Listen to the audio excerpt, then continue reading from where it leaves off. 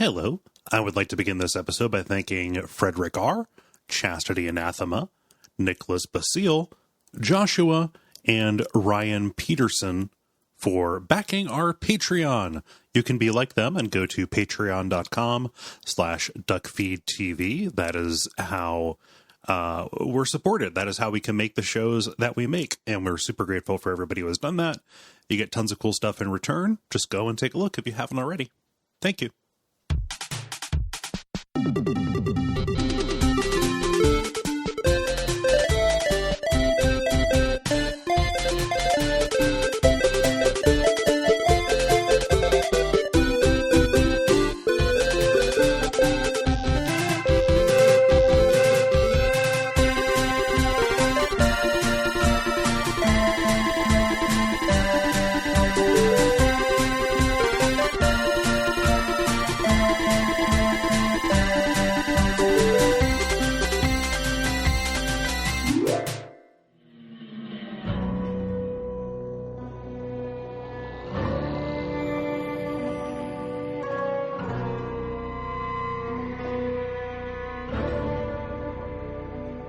My name is Gary Butterfield. My name is Cole Ross. And you're listening to Watch Out for Fireballs. It is a Games Club podcast. And this week we're talking about Death of the Outsider, which is a first-person stealth game developed by Arcane Studios and published by Bethesda Softworks in 2017. Gary, why do you sound different? Because I'm going through puberty too. Puberty. It's time for third ball. Deploy. Deploy. In fact, actually, my microphone died.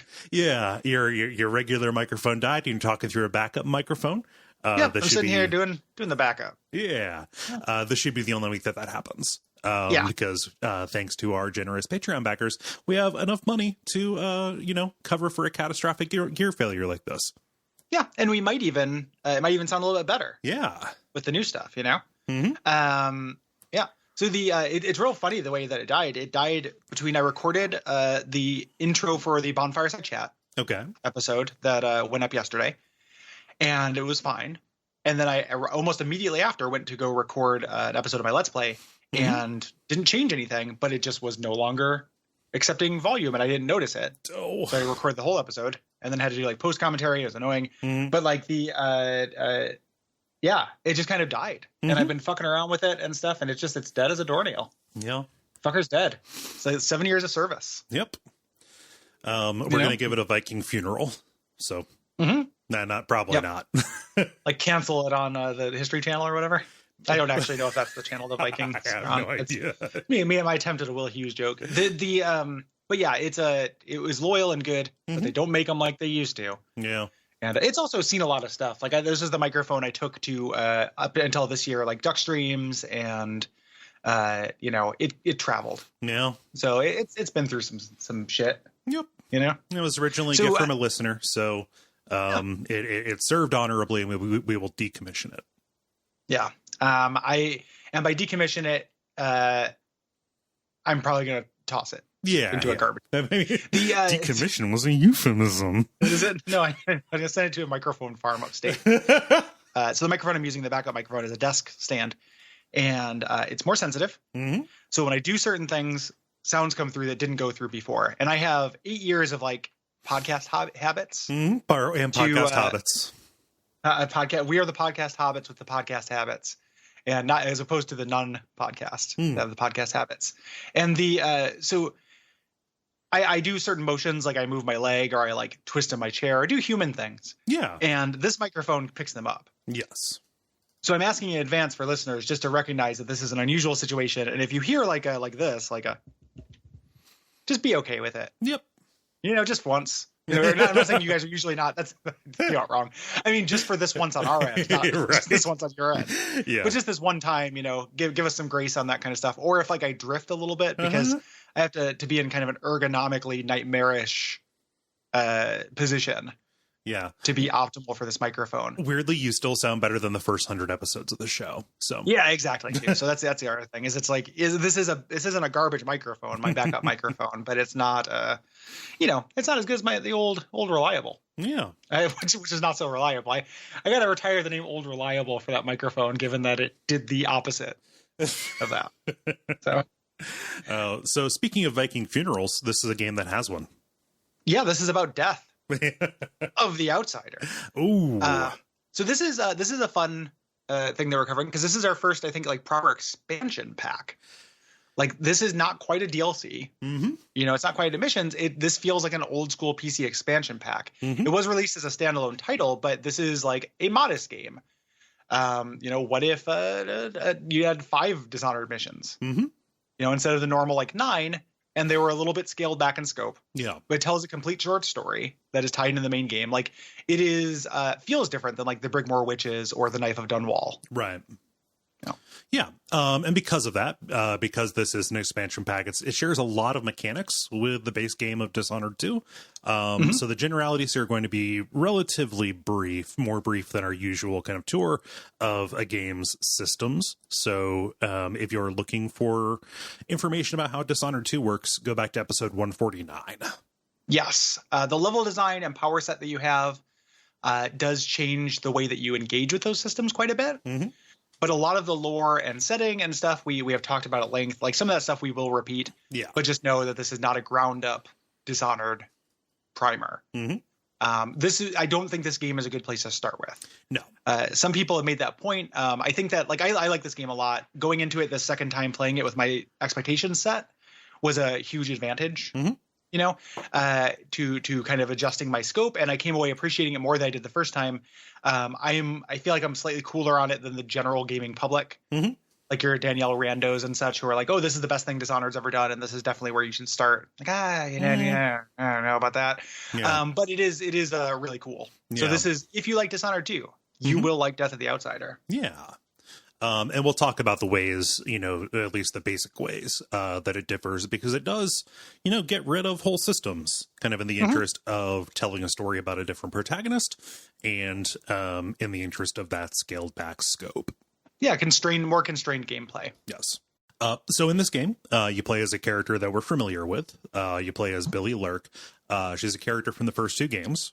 And she sets about finding her former mentor Daud, who he played as in the Brigmore Witches, Knife of Dunwall. And she kind of takes up his quest to kill the outsider, this kind of trickster god who has been pulling the strings behind most of what's been going on in this world. Yeah. Billie Lurk is from the DLC specifically, but she is in Dishonored 2, not in Dishonored 1. She's also a big part of the comic that we read. Yeah, she shows up at the end of that. So if you listen to Adaptation Decay, you can hear us talk about that. So this takes place several months after Dishonored 2. Billie is alone. She's recovering Karnaca, and just a mission into the game, she's also granted outsider powers. Yes. The powers come from her weird liminal state. If we remember Billie Lurk, she had an incident with the name is escaping me, the mining magnate from Dishonored 2, where she lost an eye and a hand. You can undo that event. Yes. The fact that she's kind of between timelines is what gives her this tie to the void. Yeah. So she's given 3 powers. She cannot upgrade them or anything like that other than charms, which we'll talk about. And she also doesn't need to recover her void power. Right. It just naturally comes back. Right. The kind of trade-off for this is that she has 3 and only 3. For me, this is actually like kind of a big sticking point of the game, and it's a weird thing. Like, I was curious to see what you thought about this, Cole. I missed like the toy box when I play this. Yeah. You know, I like these powers. I think all 3 of them are neat.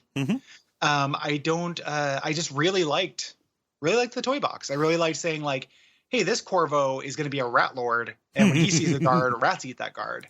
And this Corvo is going to stop time and walk past the guard, and this Corvo is going to do this. You know, and all Billie Lurks kind of play the same. Right. You're kind of always just Billie Lurk. So that expression of play is significantly reined in by this restraint, I think. Yeah, that's something that I really valued about the original 2 Dishonoreds. I can kind of see intellectually the case for having a constrained power set lets them, you know, more accurately predict how a player is going to approach different situations, and they can design specifically around that. There are some times where that happens, but there are other times where it feels like they are designing around kind of a player character with more of a, possibility space with their moves. There's a very specific part in one of the levels that I have a real bugbear with that we'll talk about. And even then, like, that's a weird trajectory for a series to take, to go from like less restrained to more restrained. To me, one of the great strengths of Dishonored was that, these encounters are not as authored. You can approach them with this wide toolbox and come into them from any angle. It's one of the things I legitimately love about the genre, not just Dishonored. And here it's like you're still getting that. You still have, in kind of a loose sense, a choice of multiple ways to go about things, but it is just much less. Like multiple but fewer. Additionally, she doesn't really have any combat powers. Which is a bit of a bummer. Corvo and Emily both had powers that were basically just like magic spells they could use in individual encounters. Billie is far more focused on stealth. You have like a pretty good cross section of things that resemble the stealth powers from the previous games. But again, that is a whole category of customization that you don't really have, and it makes combat in this feel really weird, especially set up against another system we're going to talk about a little bit later, where you are not necessarily discouraged mechanically from killing people. Right. So it is a greater focus on stealth in a way that reminds me of like the second BioShock DLC, perhaps. This is greater focus on stealth, and the powers do accommodate that. At the same time, like, not always interested in a greater focus on stealth. Right. Like, I like stealth in these games, but again, I talked about like the magic moment for Dishonored for me is the liminal space when stealth breaks. Stealth until it's not is my favorite way to play a stealth game. And it's why, I love this, and I love, like your Arkham Cities and stuff, and I'm cooler on your Metal Gear Solids because they're not as good when stealth breaks. Right. And so with this, like, getting spotted leaves you really disempowered.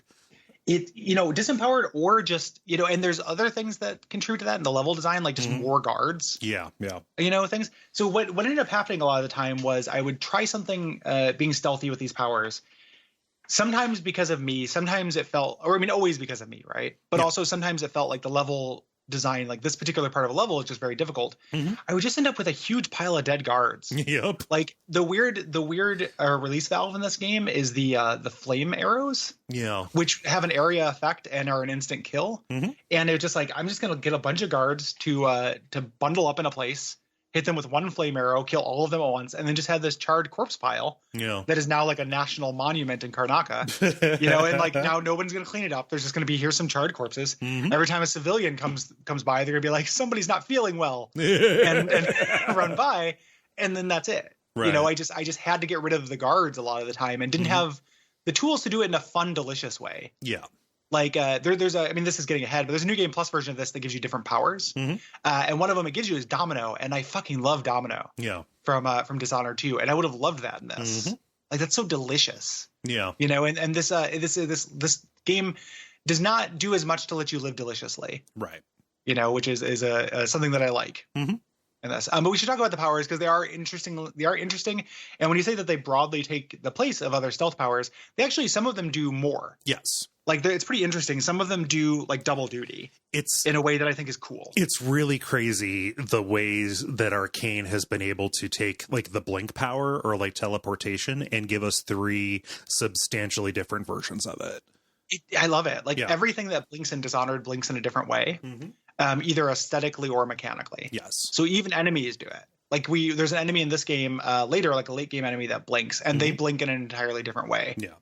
I love that so much. So kind of the major one, the one that you're going to use the most because it is most, useful for traversal is Displace, which is Billie's version of Blink, or Emily's, like basically tentacle grapple. And with this, it's like a 2-part process. You set a marker and then you release the button in order to teleport to it.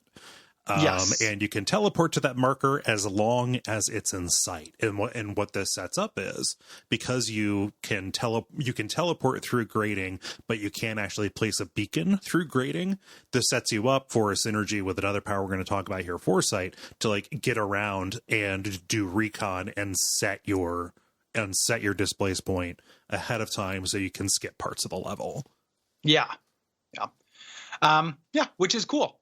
You know, it means displace. You can get a bone charm that allows you to do an instant displace by double tapping, which is downright necessary. Yeah. Because otherwise, this becomes like a planning power and not like the freedom and fun of movement power, which is something I've always associated with Blink. Yeah.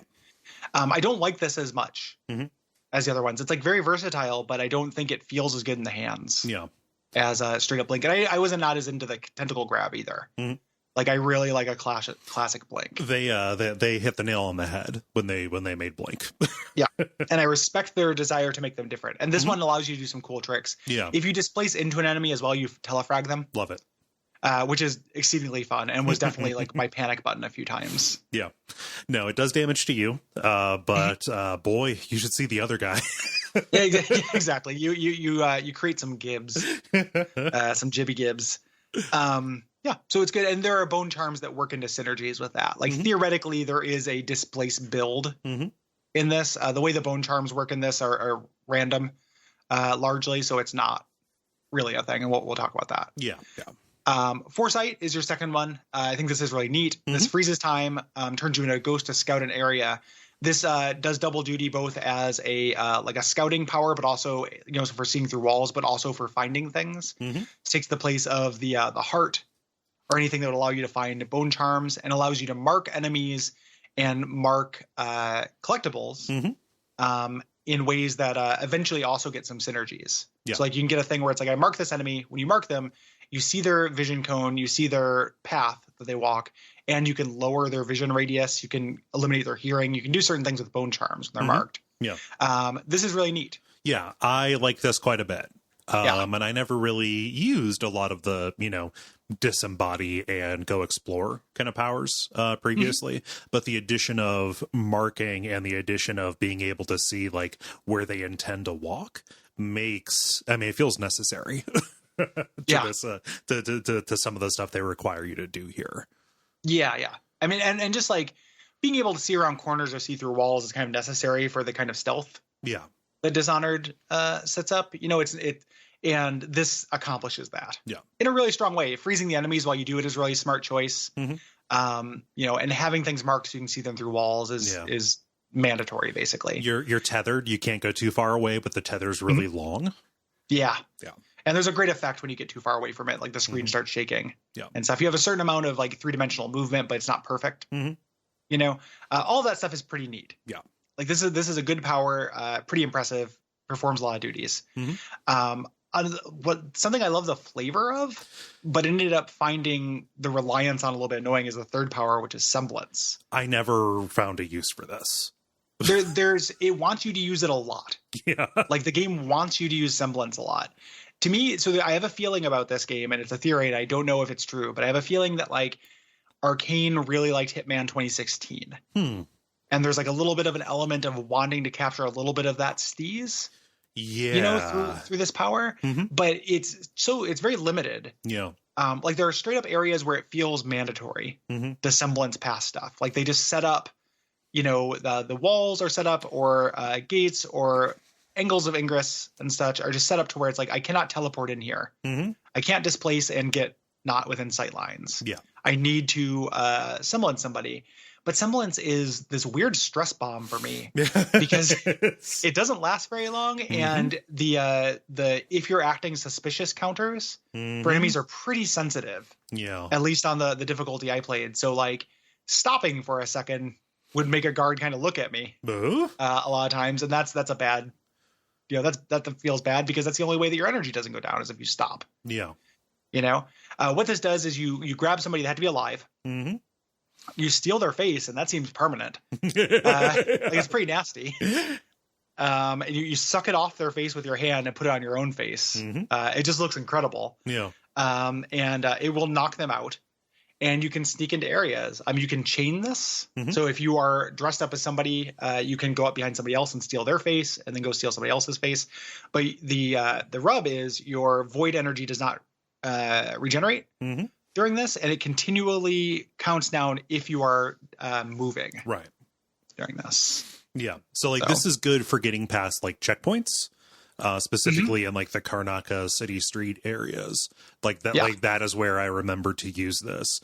You're not spending most of your time there, though. The majority of, the levels are these indoor puzzle boxes where it's guards on these, kind of predictable patrol paths, right? Yeah. So neat idea.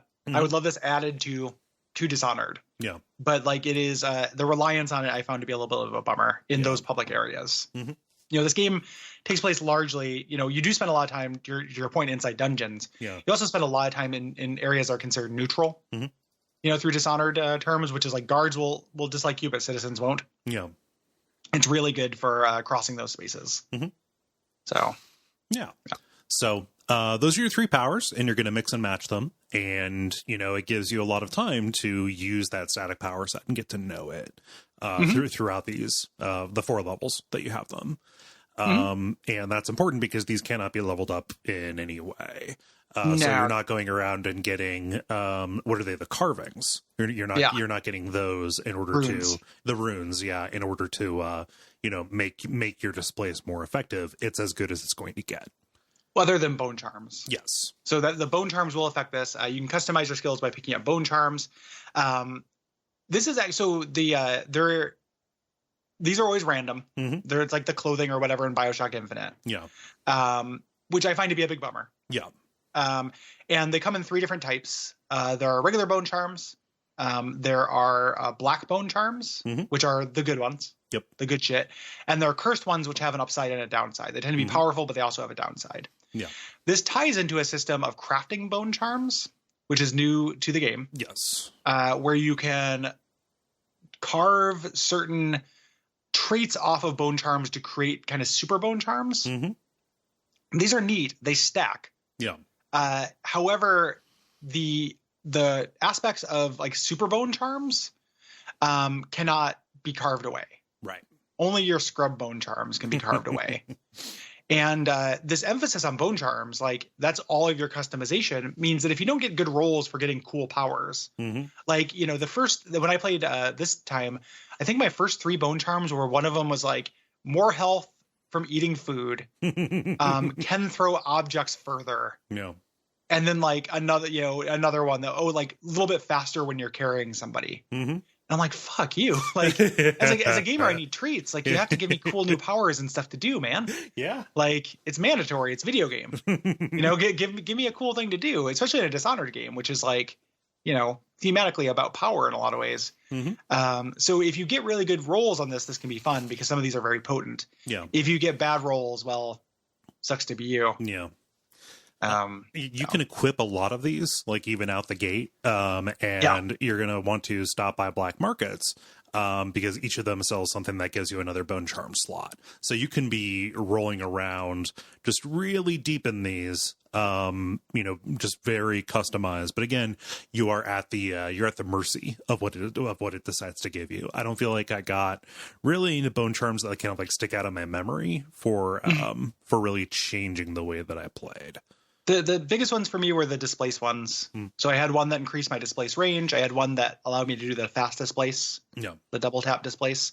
Those were really big. And those changed how I played. The other ones were basically me crafting an agility charm from the parts of other bone charms, like putting together a good bone charm that had jump height and movement speed stacked.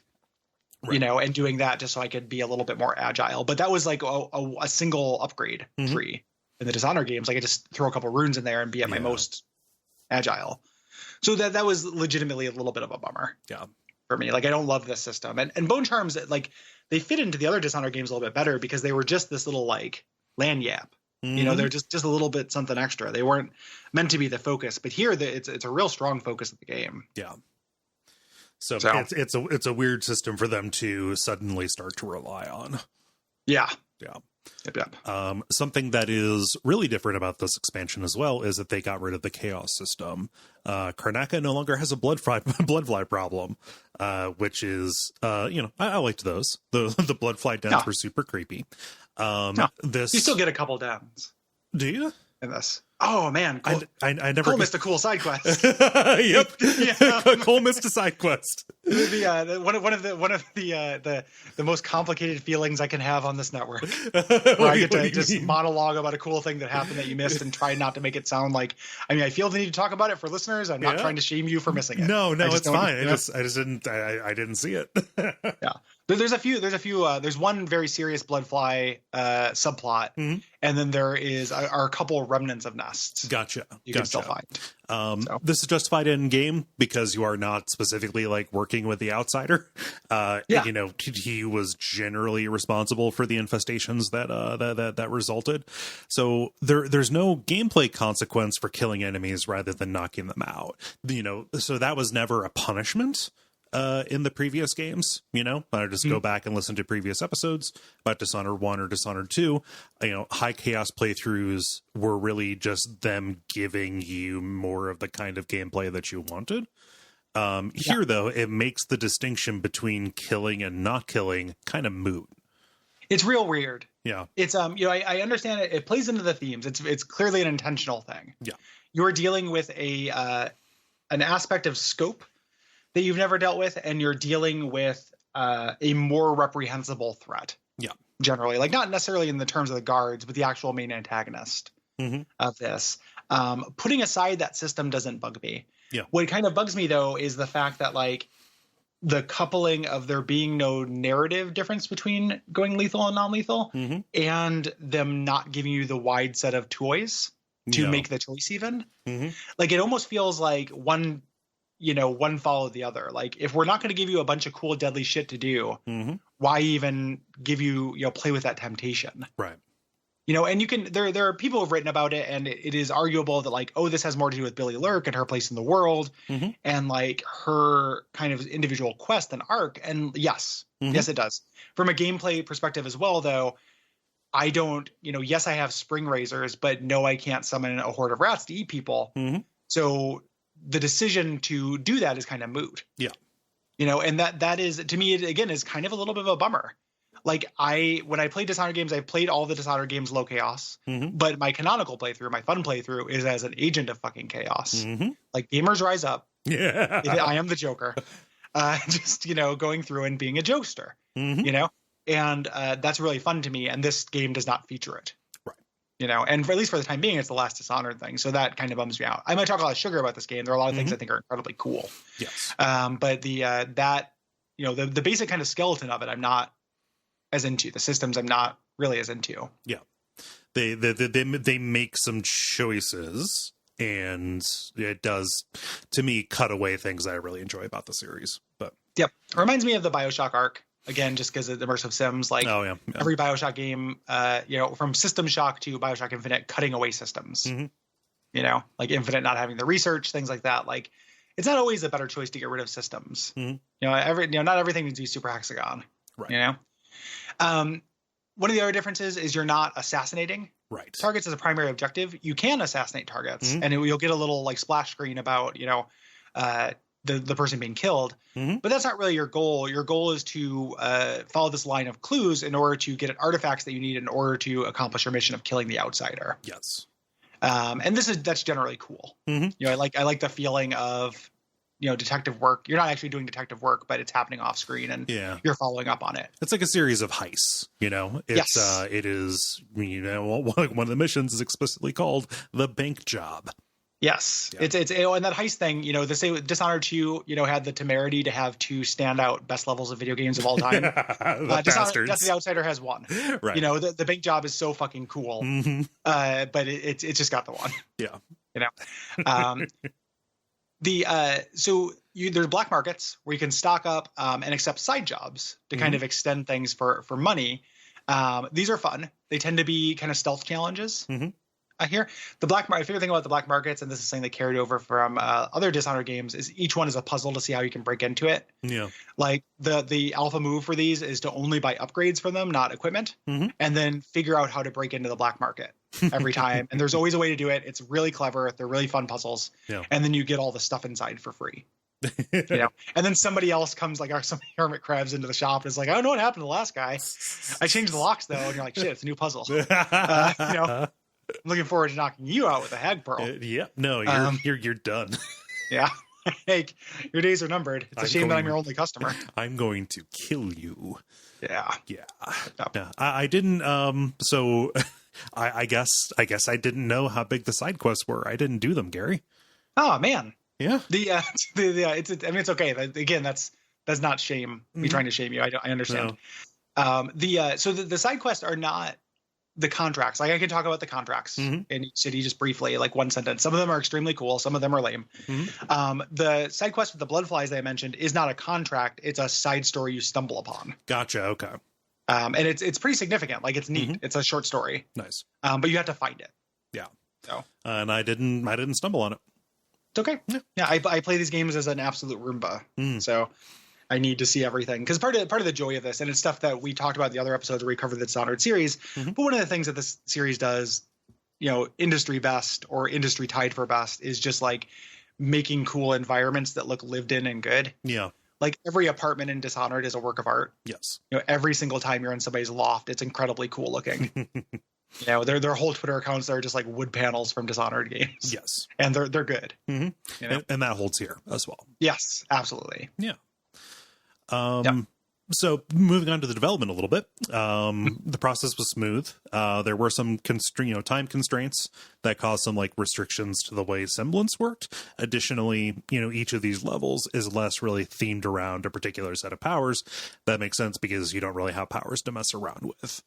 Yeah. So it was definitely a bit of a change. The writing staff had a ascended fan, someone named Hazel Monforton, who was a fan of Dishonored, who caught Arcane's attention with analyzing the character of the outsider. I love stories like that. Yeah. When people get hired by the company they really love. Yeah, I dig it quite a bit.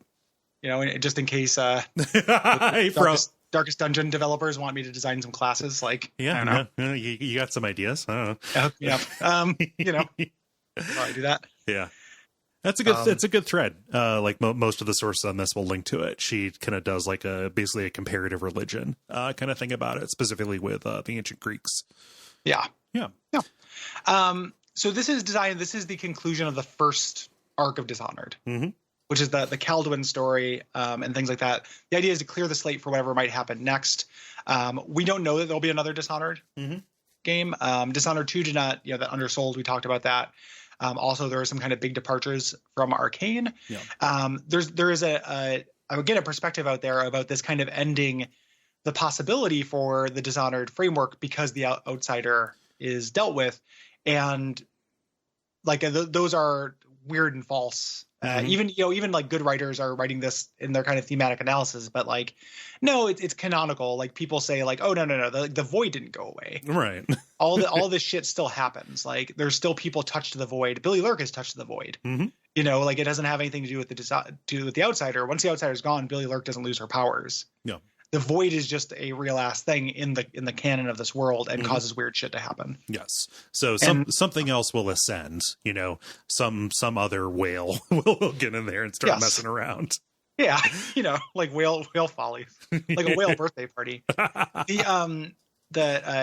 And they need to make more Dishonored games because I don't want to die without seeing Pandysia. Right. Like if you don't give me the absolute wild shit that happens in Pandysia, and make it not racist, because I understand it's based on like colonial expeditions to Africa. Right. Let's make it not racist, but give me Pandysia because all the coolest shit in the world happens a bit. Like every expedition has gone like mad when they've gone there. Like it is everything on Pandysia is cool as hell. Yes, and there's very little material about it. So chop. Get on it. Yeah. Another production detail, the composer for this, Daniel Licht, this was his last game. In fact, the expansion is dedicated to his honor. So wanted to throw that in there as well. Yep. So rest in peace.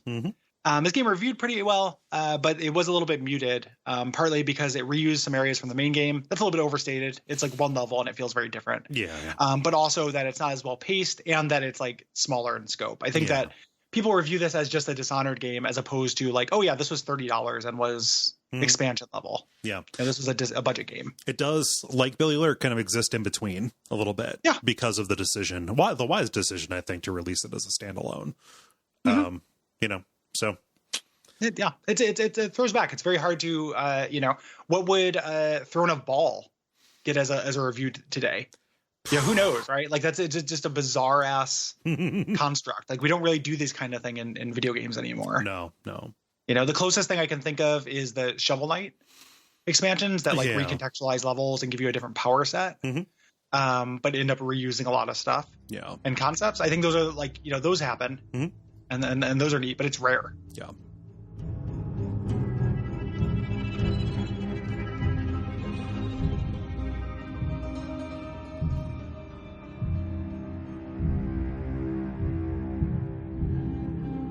Let us get into it with Mission 1. Mission 1, One Last Fight. Each of these opens up with a beautiful motion comic that gives us some exposition. This will be good for you, getting back up to speed if you were unsure kind of where we left Billie and Daud. She is looking for Daud, who's been gone for like 15 years, I think. Something like that. Yeah, Daud's been missing since the events of the Brigmore Witches. Right. So Daud does not make an appearance in Dishonored 2. No. And her only lead is this boxing club that is associated with this cult called the Eyeless. They kind of use these bone charms and black magic, and they recently hermit crabbed into this abandoned bathhouse, the Albarca Bath, kind of in a rundown quarter of Karnaca. Big cults energy to this. Like there are two cults in this game. There's like the cult that, there's the cult in the streets and the cult in the sheets in this game, and both of which are cool. Yes. Like I love the Eyeless. I love these like dilettantes who are pretending at these actual deeper mysteries. Yeah. As kind of a farm league for the envisioned actual cult in the mountains. Yes. Which is not fucking around and is a serious cult. Yeah.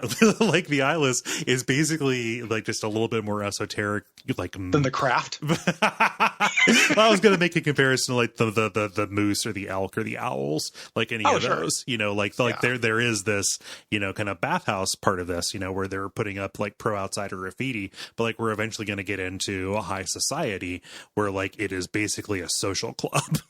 Yeah. These are dark Shriners. The very darkest of Shriners. Yeah. But they're called the Eyeless specifically because of the outsider's appearance, because he has those, eyes that are just flat black. Mm-hmm. Yeah. We get to see all this graffiti here. We're getting a sense of place here. And this is kind of our first, Dishonored games oftentimes start with a level without powers. Yes. So Billie is having these nightmares about losing her arm and eye. In this reality, it's you stopped, you went back and you saved her. Yes. In the canon of Death of the Outsider. So she has her arm and eye when the game starts. But she's having nightmares of this alternate timeline. Yeah, she's like Jake in the Wastelands from the Dark Tower, kind of simultaneously in this superposition. And that is what leaves her open. That is what leaves her open to the outsider coming in, but that's not going to happen just yet. Additionally, she's got this heart artifact that she has from an old flame named Deirdre. Yeah, pretty seriously. Pretty seriously. Yeah, I love her. Yeah, Pat passed away. Unfortunately. Yeah. Yep, and we have not met. No, Deirdre. That's not from another game or anything like that. That presumably happened between the Knife of Dunwall and here. Yes. The last appearance of Billie, where she betrayed Daud, et cetera, et cetera. We've never covered those DLCs in detail. We did like a Type 5 on them. So you get into the bath entrance, and this introduces one of the hallmarks of this game, which are these neutral zones. As you're going in, the cultists don't care about you. Right. You're just another criminal. The guards do, though. There are wanted posters for you everywhere. So it becomes this thing where you are free to a point to walk around. Yeah. And then you'll get little helpful notices like neutral zone or hostile area, depending on whether you need to hide from everyone. And large portions of the game take place in that neutral zone, where it's just like, I can be out here. And when you're out here, you can overhear the different cultists. You can pickpocket in this game as well, which is really fun. You're getting raw whalebone, which you can't use for like 4 missions. Right. Which you can't use until halfway through the game. Yeah. Man, I forgot that the rat artifact existed after like this mission. Usually, so they talk entirely like Sparkly the Crow. Yeah. You can talk to rats. In this, they talk like Sparkly the Crow. They give you mission hints sometimes. Yeah. I found this pretty annoying. Yeah. Because it's just like you never know whether you're going to get something useful or you're just going to get like feeding, running, chewing, scared, blame, hide, safe, and it's like, fuck, man, like, spit it out. Yeah. I'm warmer on rats than most people, but at the same time, like if this is all he talked about, I don't know. Yeah, it's a high, not necessarily scintillating conversationalist. Yeah. Kind of bores. Chew through metal bone. Shut up. I get it. Chewing. Yeah, like Jesus. Single issue fucking voters, man. But what is cool is like overhearing the eyeless like talk about just like the various merits of either like natural medicine or bone charms. Like one person recommends like covering their entire body in nightshade ointment. Yeah. Well, they're posers. Yeah. Like I love how subtly that is portrayed. Yes. As this, like the eyeless, the fact that this game does a really neat thing that is so subtle that like people probably don't notice it. I'm not trying to say like I'm good for picking it up, but like I didn't really totally put the pieces together until I knew the story. But the eyeless are presented as the big bads, and then learning like no, like these are jabronis. Yeah, they're like it's like a cargo cult. Like they're picking up like they don't actually know how to use these things. It ended up feeling very Lovecraftian to me. Yeah, actually, like the idea of this cult that is worshiping this thing that they don't understand, still doing damage in service of the actual movers and shakers who also don't understand. Ended up feeling extremely, the good stuff when it comes to cults. Yeah. But yeah, you can get in through the front door and right away, like you see your goal. You see Daud, who's in an incredibly bad shape. He's being kind of kept below ground in this electric cage. They're making him fight under the name the Black Magic Brute. He's got 73 wins and no losses. He's strapped to a chair and he's under the influence of this machine that suppresses his outsider powers. Yeah. He's got a mutant containment. Yes. Yeah. So like if they don't do this, he would blink away and kill all of them, but he can't really do it now. Which of course will happen. Oh yeah.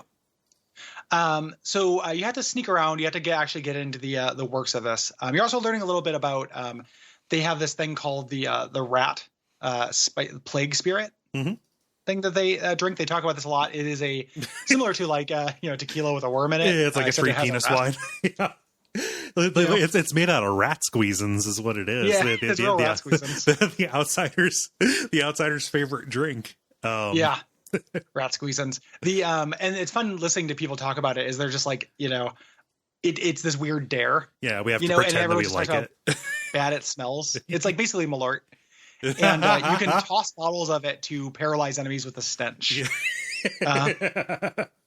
So I really love that. But your goal is to sneak upstairs here to get the key to turn off the machine. Yeah. The local chapter cult leader has it, Jeanette. Yes. So the way that I got up was through the shower rooms off to the side. There's a ceiling panel that's missing, and it was real satisfying just doing my sneaks all the way around the upper mezzanine as everybody was talking below. Yeah. This level is very short. Yeah, like this is a room essentially, like a big hall. Yeah, and it's a great tutorial level. Yeah. Like going up to there's not a lot of ways to sneak up there. You can, unless you just want to fight past people, and you can't. It's difficult at this point. Yeah, you can bribe a woman to open a door for you. Yeah, which is cool. Yeah. But mainly, you're going to want to go up there. When you head up there, you see that people they're making bone charms. to use use in the fights and to use as prizes. You're going to want to grab these, of course. And as you head up, there's a room where they have found some of the Abbey of the Everyman that they've hung up by their wrist at the ceiling. And this is a new item we have here, the hook mine. Yeah. I love that you can set it for stun or kill. Yeah. Yep. Which, again, there's not really a reason to. Nope. Do non-lethal things in this game. But it is cool to have, a non-lethal mine would have been great. Yeah. The previous games where like there was more systems built around it. These are really useful. Yes. Yeah. Incredibly useful. It's hilarious to watch it go. It's basically like a grappling hook that you can affix to a wall that will yank anybody who walks by it toward it. Yep. Yeah.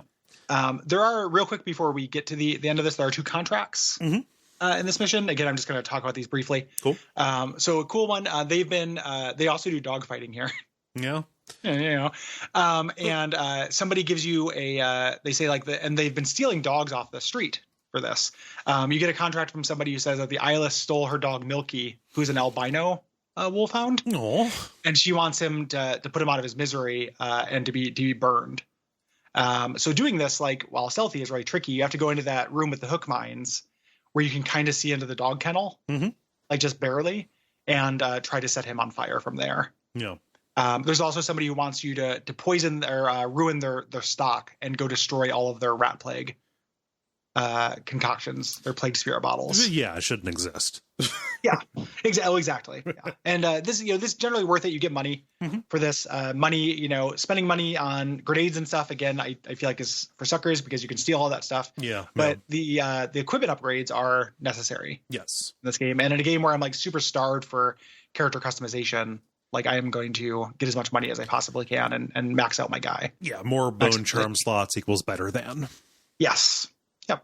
Yeah. And just all the different, there's a really great one that allows spring razor mines to go off twice. That was really useful in the last level. Well, what if your first catch wants a friend?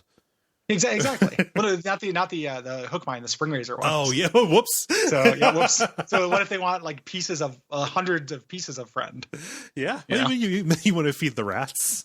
Exactly. Yeah. They would never eat people. I kept dropping things off for them. They'd be hungry, chew bone.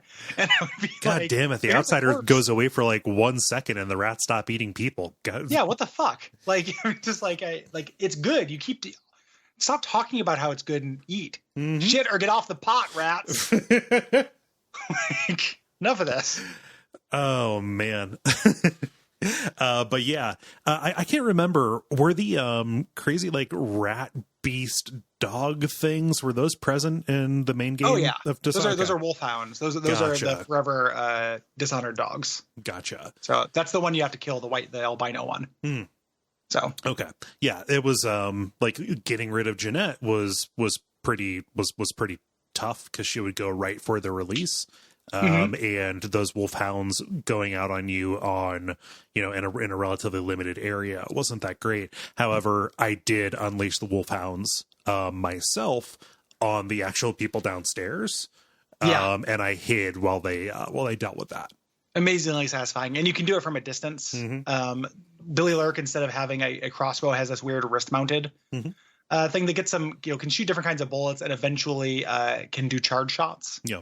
But the secret to this is that you can hit switches with it. Yeah. It allows you to do some cool stuff. But yeah, kill Jeanette as they're talking about, the way that they're running this illegal fighting ring. And you grab the key and everyone freaks out when you take down Daud's damper. Yeah. And if anyone's alive, he teleports around the room like the beginning of X-Men 2 and kills everyone. Yes. They have a big poster of the outsider out on their thing so he can motion to it. It's very dramatic. In case you forgot. Yeah, exactly. Michael Madsen's like, "You ready for one last job? We're going to take down the black-eyed bastard himself." Yeah. And just motions to the poster that just the PowerPoint that he had the eyeless set up in advance. Yeah. So I felt like Michael Madsen did a good job with this. I did miss Kiefer Sutherland. He was good as Daud, I thought. Yeah. This is a joke for people about isn't that a joke about Metal Gear Solid 5? No, I mean, not really. It's always been Michael Madsen. Has it? I thought it was Kiefer Sutherland who did Daud. Damn. Okay. No, yeah, it's always been Michael Madsen. Are you thinking of MGS5? No. Kiefer Sutherland, right? MGS5 is famously Kiefer Sutherland. I thought I was going crazy and that it wasn't Kiefer Sutherland. And I was like, oh no, what the dumbest who's on first that's ever been starting right here. Incomprehensible. It's just two identical characters, two identical actors are going over which one is which.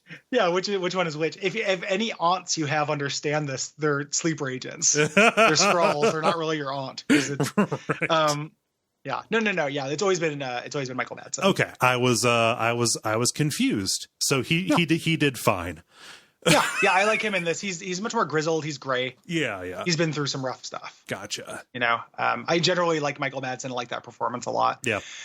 You know what he's good in? Walking Dead season 2. Oh. Yeah. Yeah. Who is he in that? He plays the big bad of the first half of the season. He's Carver. Okay. Yeah, the guy who runs the facility out of the hardware store. That's interesting. Yeah, I remember liking Walking Dead season 2, but I've played season 1 more than once. I've only played season 2 once. Yeah. I'm doing a stream right now, and I was like, man, that's a really good performance. Who is that? Oh, it's Kiefer Sutherland. Yeah. Yeah, it's Kiefer Madsen. Kiefer Madsen. So he basically says, are you down for one last job? And there's there's definitely some daddy issue stuff. Yeah. On here with Billie Lurk, she betrayed Daud, and your big choice at the end of Knife of Dunwall is to forgive her or not. Yeah. Whether she's doing this. There is a version of this where she can be dead. It's not canon, obviously, but you can do that in a video game. And he's just you're always my greatest pupil. You even surpassed me, and you even came and found me now. There's some kind of gentle dad vibes. Yeah. Going on. Yep. So it's good that they are that they are reunited. And their last job is to kill the black-eyed bastard himself. So cool. I just literally got you out of boxing prison, and now we're gonna kill a god. Pretty cool. I'm into it. And this is what we'll find out. This is what Daud has been doing. This is how he got captured. Yes. Was researching for god killing. The guards come in. So you do that thing where you have to sneak into a building and out of it. So you know it really well from slowly sneaking into it, and I was able to beeline right out of it through the chamber upstairs that has the window that goes out into the dumpster. That was really satisfying to just kind of juke all these guards instantly, and then overhear them looking on this carnage and being shocked by it. It's really funny because you can in the next mission you can see some it changes the news post that's there because I escaped undetected. They're and the city guard came in and completely destroyed everything. The city guard took credit for busting up the ring, even though I killed everybody. There's a lot of those little newspaper differences. That is so good. I will always enjoy when that happens. Yeah, I like it when a game acknowledges what you're doing in that specific way. Yeah, and Billy gets pissed that the city guard takes credit for it. Yeah. I think that actually now you think about it, the beginning of this is a pretty good kind of thesis for them saying that lethality is not going to be a concern of this game by having Daud kill everyone. I'm trying to imagine myself playing this a classic Dishonored game and painstakingly knocking everyone out. Yeah. And then Daud waking up, killing everyone in the room, whether they're sleeping or not, and then saying this is what we're going to do. This game is about a killing. Yeah. Go and kill. And spoiler, when you get to the end, you don't have to. Use the murder, but I think that's actually pretty good to just kind of set that expectation before we get our powers, before we get the big open world level. Yeah, we shouldn't sweat blood. Exactly. Yeah. You should sweat Gatorade. So this goes on to mission 2, follow the ink. Yeah, we're gonna this is a big mission actually. We're there are several mini dungeons in this where we are trying to get to the bottom, or more appropriately the top of what's going on with the eyeless. Yeah. Yep. So we get a little bit of a reminder exposition talking about the Abbey, talking about the Void, the Outsider, etc. We are on the Dreadful Whale, Daud's old ship. Billy has.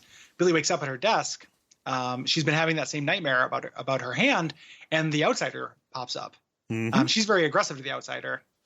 Of course, some shit up. I'm gonna kill you. Well, and, she blames him for a lot of the stuff that happened. And part of the story of this game is a little bit of not a redemption arc, but kind of questioning Mm-hmm. This like wasn't all the Outsider's fault. No. But how much responsibility should Billie and Daud take for it? Yeah. Like how much responsibility do you have? Like that's one of the Dishonored themes, right? Like power and the separate, power and responsibility and how they interact. Like, having power, does that lead to behaving less responsibly? Can it? Things like that. So, you're kind of trying to tell him off, but he grabs your arm and presses onto your eye and says the world was wounded around you, and shunts you back into this liminal state. Your arm is this weird detached floating bone. Your eye is now his eye, which is a gem. Yes. And this gives you your powers. So you don't have the mark of the Outsider, and that's why you don't have the full gamut, but you are void touched is what this is. The appearance of her missing arm, the way that shows up is so fucking creepy. The way that it floats disembodied, she's basically a Rayman. When you get the dagger, the way it kind of like integrates into it, forms, it looks really cool. Yeah. So, but yeah, just like he says, all right, you exist in the superposition. I'm going to choose one for you. Boom. Schrodinger's Outsider. Here you are marked with this. And this is part of his gambit. Why would he give you powers? Why would he, make you basically officially, one half a void thing if he didn't kind of intend for you to find him. Right. Yeah. Yeah. He, at no point does he try to talk you out of killing him. Like eventually you'll be like, hey, why is this? These conversations aren't going the way that I think they would go, and he basically just, that this game isn't about that. Like, that's not really what we're doing. Yeah. You step out, there's that big portrait of the Outsider. Daud took their poster, and he's sleeping on a couch. He recognizes your bodies. He knows the Outsider did it. He says the Outsider's gifts come with a price. You won't know until you've already paid, which is a cool line. And he knows. Yeah. Like he's made the same deal. Yep. Yeah. Something I didn't realize until I read it is that Dreadful Whale is an anagram for Farewell Daud. Oh, yeah. That's interesting. Yeah. I was just thinking of the double meaning. Yeah. Yeah. Yep. Yeah. So he basically explains how he got caught. Like there's this knife that made the Outsider. He's been tracking it down. This appeared in the extended Dishonored universe. This knife first appeared in the Corroded Man, the Dishonored novel. Yeah. So he's been tracking the eyeless. That's where they captured him. Right. And he's like, the eyeless is this big cult here in Karnaca. It has its strings in high and low society. But the common element is everyone gets a tattoo at this parlor called the Red Camellia. Right. And in order to get into all their parties, we need to get this tattoo. But, more importantly, we need to go to the Red Camellia and find any kind of ledger they might have that will show us their client list. Like, yeah, this is the first breadcrumb. And this is where we get our first powers. We have some opportunities to use this as we go into the city and kind of see the way that Karnaca has changed and tried to put itself back together after the events of Dishonored 2. Yeah. Yeah. And we immediately start off with like, a neutral zone, and they explain what that is. You hear some street musicians, playing off. Like it's kind of bucolic and nice. Like I like Karnaca. Yeah. In this game, it's not crawling with blood flies. Yes. Yeah. And we are kind of introduced to this first main level. We're going to do a lot of stuff here in this level. This is actually the level where the next level takes place as well. Yep. This city block or whatever of Karnaca is incredibly dense with incident. So yeah, that makes sense. That a cult would have a hub of activity, right? Yeah. But here you're kind of, getting a hang of the ropes of how to use, specifically like foresight and, displace together. Like you have to, go through a event in your disembodied form to set the beacon, right? Kind of showing you, the specific ways that this differs from previous teleportation you might have used. Yeah. That gives you a tutorial early on, and then it kind of opens up a little bit where you can use it in different ways. You eventually make your way to the building with the tattoo parlor. There's a janitor in there. The way I played this was I didn't kill citizens. Yeah. But every guard had to go. Every cultist had to go. Yes. Guards because they're in my way, cultists because they're cultist. Yes. If it was just a staff, like we're going to be going to a lot of places where they're going to be like, maids and butlers and stuff. No, they just get a nap. They just get a visit from the Shinsak. Yeah. Yeah, good poll. Yeah, It's just but the servant, the service class does not need to die. No, even though there is that little side story is somebody from the service class who's extremely bad. No, in the tattoo area, so we look at the client book. It lists there are 3 leaders of this cult, but only 2 of them have names. It's a city administrator, Jacoby, and a famous opera singer. At this point, you have the option to give yourself the eyeless mark. You don't have to do it. Oh. You can get into that building through using semblance. You can. There's a couple other ways to get in as well. I do it because it's a good design. It is a cool design. I didn't because I didn't know if later that would give them some kind of power over me. Gotcha. Like I was thinking about like the Praxis thing in Human Revolution. This is the first time I played. The second time I did it because I knew nothing would happen. But the first time I was like, this seems like they're going to use this to control my body or something. It's really funny when you use that to get in the front door, like past the bouncers, because you're like, geez, they're really letting their standards go because you do a bad job. Basically prison tattoo yourself. Right. Yeah, so that's really funny. So you have the option of where you want to go, either the opera singer or the administrator. I did the opera singer first for no particular reason. Yeah, there's a cool way to get into here. You can learn about him having a lover and them having a secret knock that the servants will let you in. Oh, nice! If you do this knock, so you go to the his lover's house and learn about the secret knock, and then go to his house and do the knock, and the servants will let you in. And then they're like, you're not, and then you knock them out because they're maids. Yeah. But yeah, I ghosted this area, which was very fun. Oh, that's fun. I ended up knocking out a bunch of guards, and they were all, there's a section early on this level where there are 3 chairs, and I had guards sitting on all of them. And it was very fun, like just sleeping. Just setting up like a little play. Yeah, it's just, dogs playing poker, kind of thing.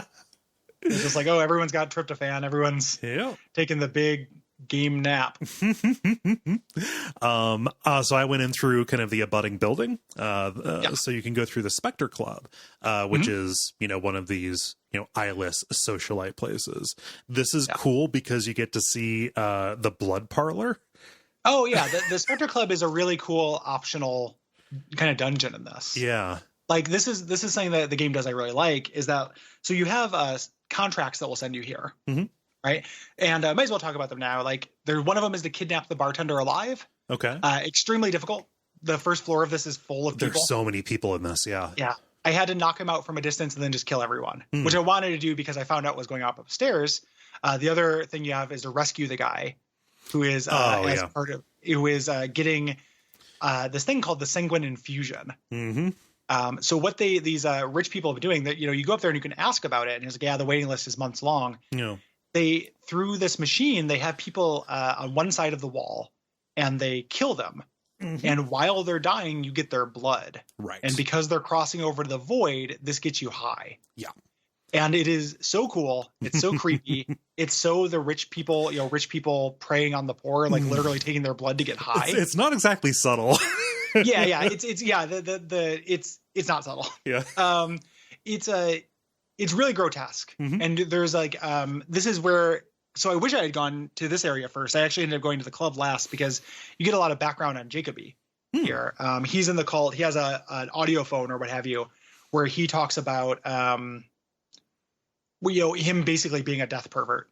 Yeah. He records someone's last moments and like basically does the villain, like I'm sure you're very scared, but it'll be all right, and does his villain performance about the sanguine infusion. Yeah. I already knew he had to go, but this added a little bit of pleasure to taking him out. Oh yeah. Like this is all these people gotta go. Like they all gotta go. Yes. When you get to the sanguine infusion place, you can reverse it. Yeah. Which is pretty fun. I do like that. Yeah. So it saves the person on the table, kills everybody else there, which I did. Yep. And nobody notices. It just looks like they're sleeping. Yep. That's very fun. Yeah. I love this little dungeon. Cool scene. I like it quite a bit. Yeah. Very neat.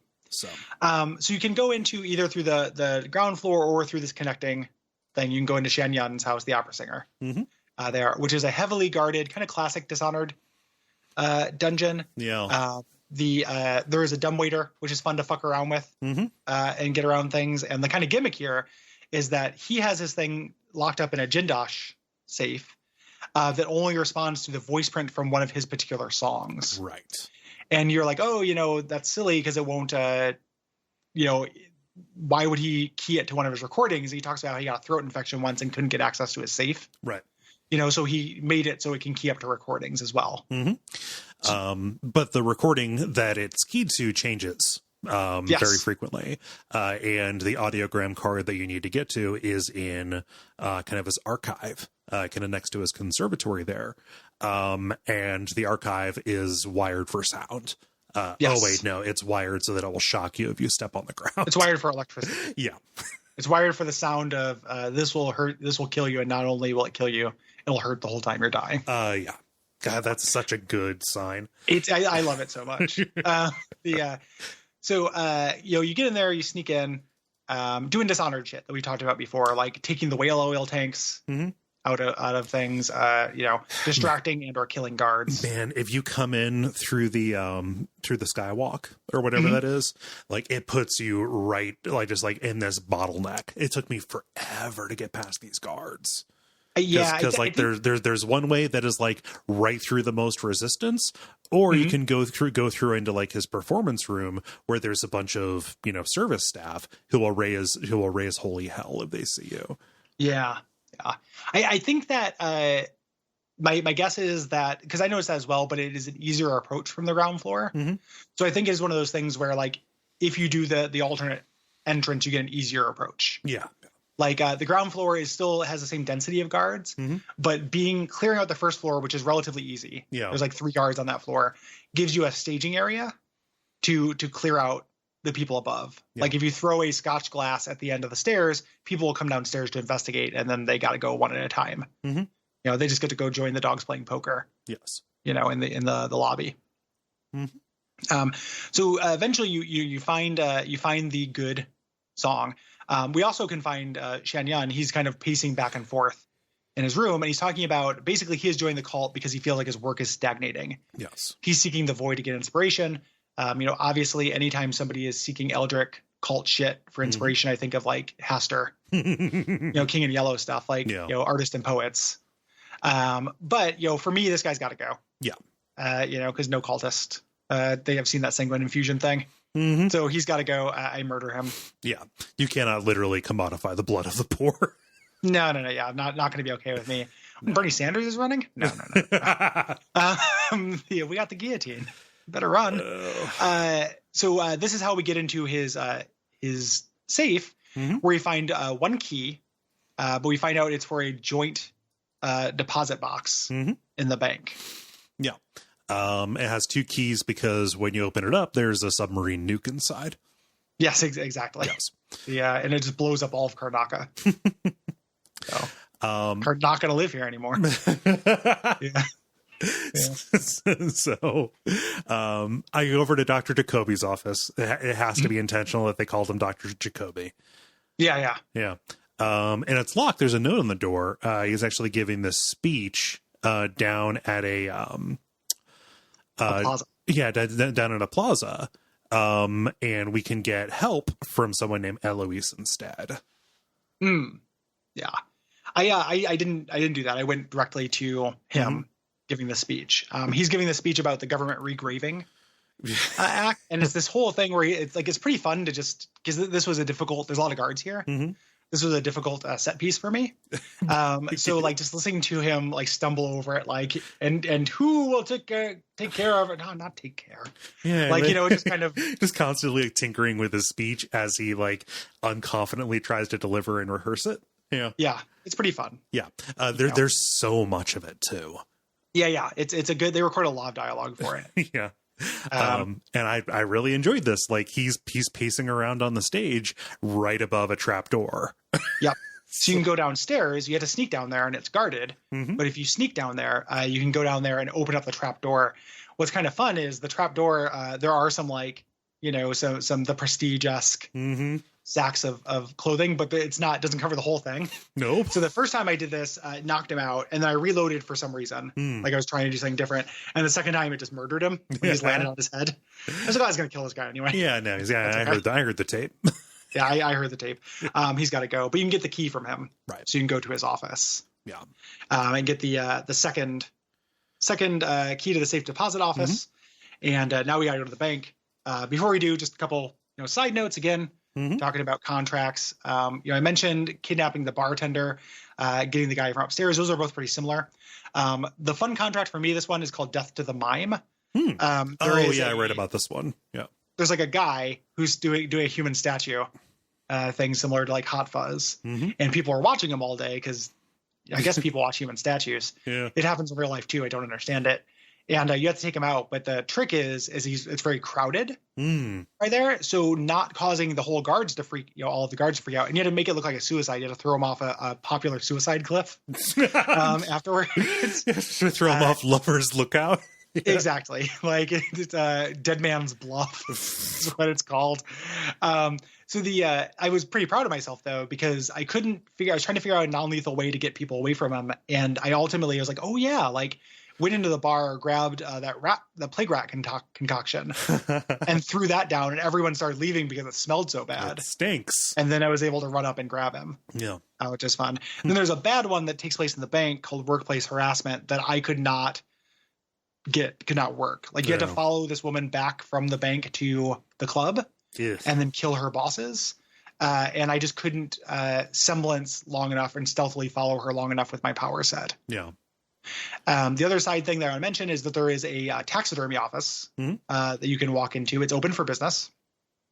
You talk to her.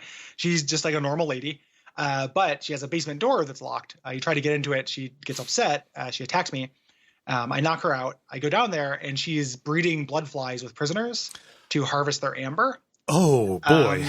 And she's got like a whole bunch of them down there and stuff. And Billy's like, people try to do this every once in a while, and you read about it, and every time they end up dead. Well, yeah, because they're breeding blood flies. Yeah, I love the like economic, impetus for this. So there's a guy down there as a prisoner who's like, let me out. And she's got this like dual chambered cell set up. Yeah. Where one side is full of blood flies and one of them's got him in there, and there's a little lever where you could open up the passage to like let them feast on him. So I let him out. Yeah. He leaves.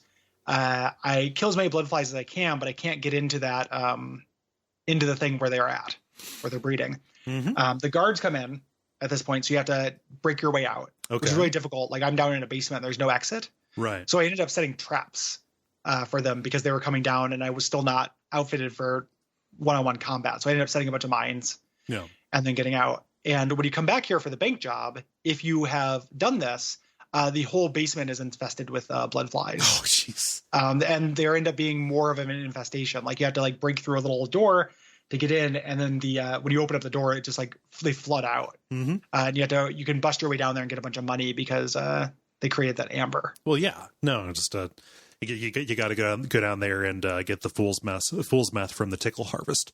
Exactly. Yeah, like the fool's mess. Water was where they make the fool's mess.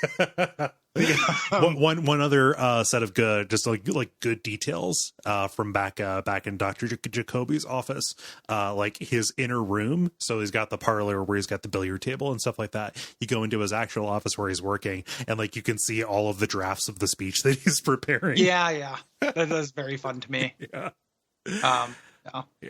And it's real weird when you go to him without learning he's a villain first. Because I'm like, he just seems so hapless. Yeah, this guy sucks. But you don't know how bad he sucks. So pretty fun. Yeah.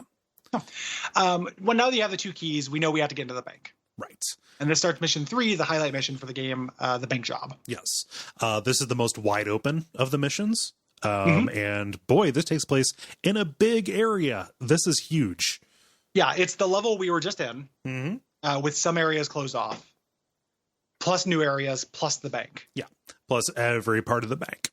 Yeah. And there are like 3 possible ways to get in. This feels specifically informed by Hitman 2016. Oh, sure.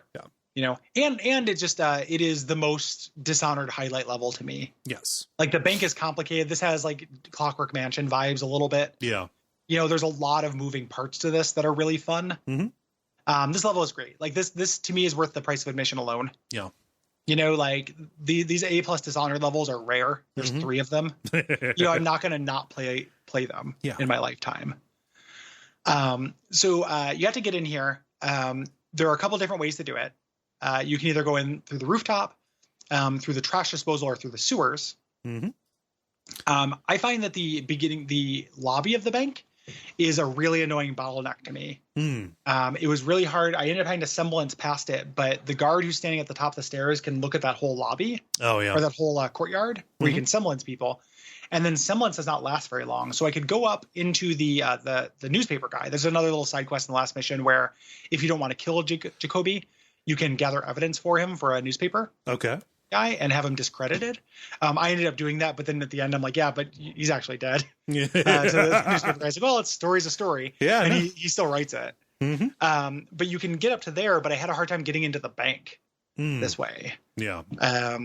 So anyway, no. Which way did you go into the bank?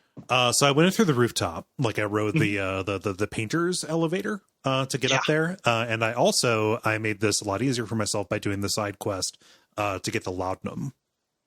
Yeah, I can't really imagine doing this without that. Yeah, it makes the mission feel very different and cool. Yeah. But just like all of these guards just like laying around in K-holes. It's like, exactly. I'm gonna gingerly step over you. Yeah. He says like, hey, get some laudanum and put it. One of the bank's weaknesses is it has this central ventilation system. So knock everybody out. Getting the poppy tincture is interesting because the kind of correct way is to find it at an auction. It was the pharmacist was foreclosed. They're doing an auction at the same place where Jacoby was practicing a speech. You can also just buy the poppy tincture from a black market. Oh yeah. Like the game allows you to not fuck with it if you don't want to. Like I didn't. Of course, I went and did the mission, but I think it's interesting that it lets you buy your way out of it if you're not feeling it. Yeah. And like the foreclosure and the bank auction is all being done like under false pretenses. Like this is specifically the cult, like trying to strong arm somebody out for not playing ball. Yeah. This is cult nonsense. Yeah.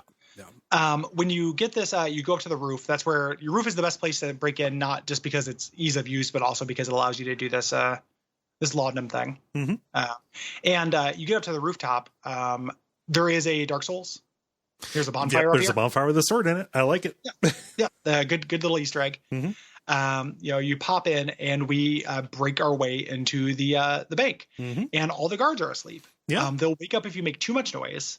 But this is incredibly satisfying to scoot around, stealing everyone's coin purses and reading all their mail while they sleep. Yeah. And like you would think, okay, so yes, this does make it easier, at least on the approach. But like I lived in fear of any alarm going off because like if I was going through, if you're going through normally and knocking the enemies out or killing them, then they're not going to be there to wake up and come get you. No, I didn't deal with anything by knocking them out. I just delayed them getting up. Yeah. Yep. And I killed guards on the ground. Oh yeah.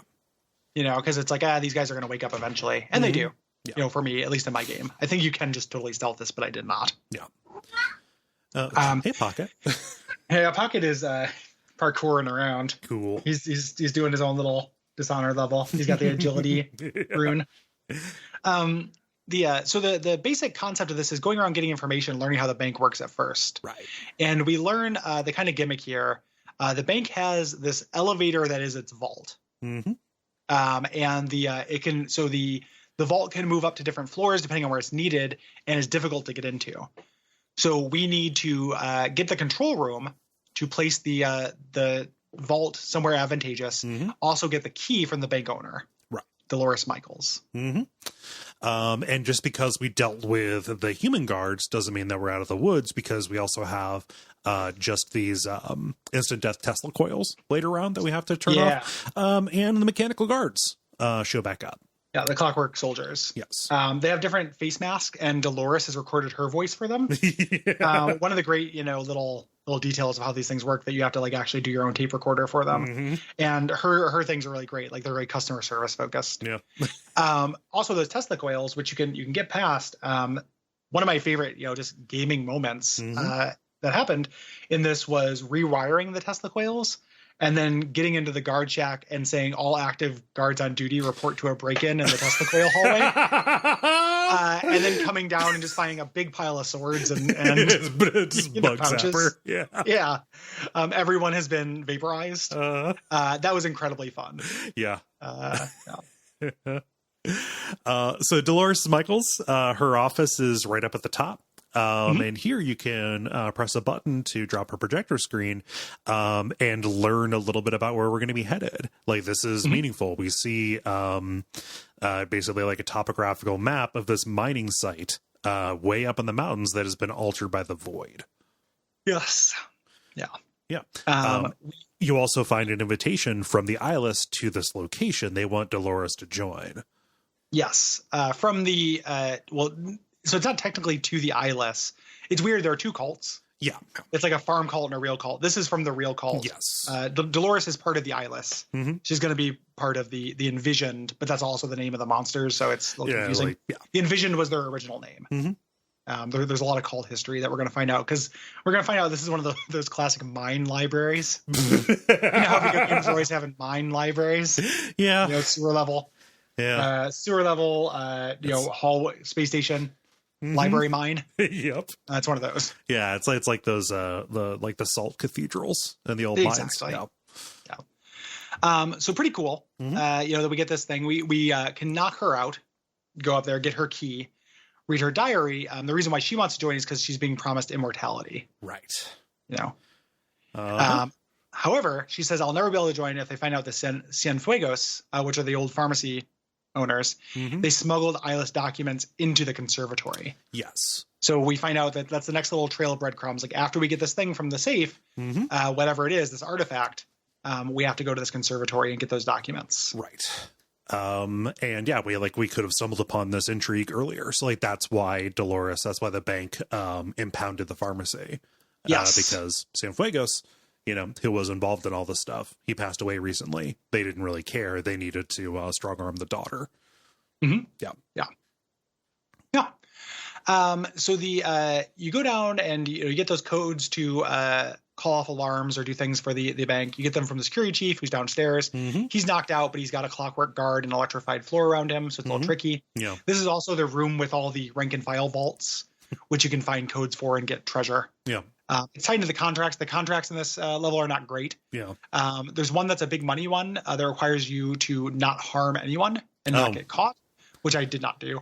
Weird. But you get $900 for it. And there's kind of a funny one where there is a self-portrait by Duca Bell of himself, and it's this really goofy drawing. You have to get it's the real, such a masterpiece, and it's a very, very silly drawing. Like, it wasn't Duca Bell. Like, there was a body double that you installed. So you could have installed in one of the main missions, and the idea is that canonically this is the body double who is picking up the art career, but he's bad.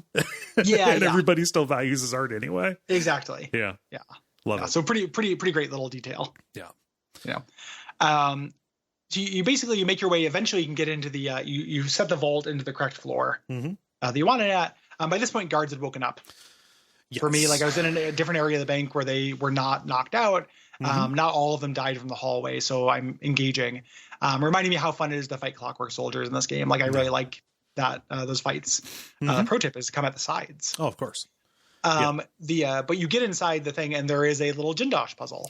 Yeah, we've been reading kind of some notes about this throughout. People are just really annoyed because Jindosh, the person who designed the Clockwork Mansion from before, he's real obnoxious about this stuff.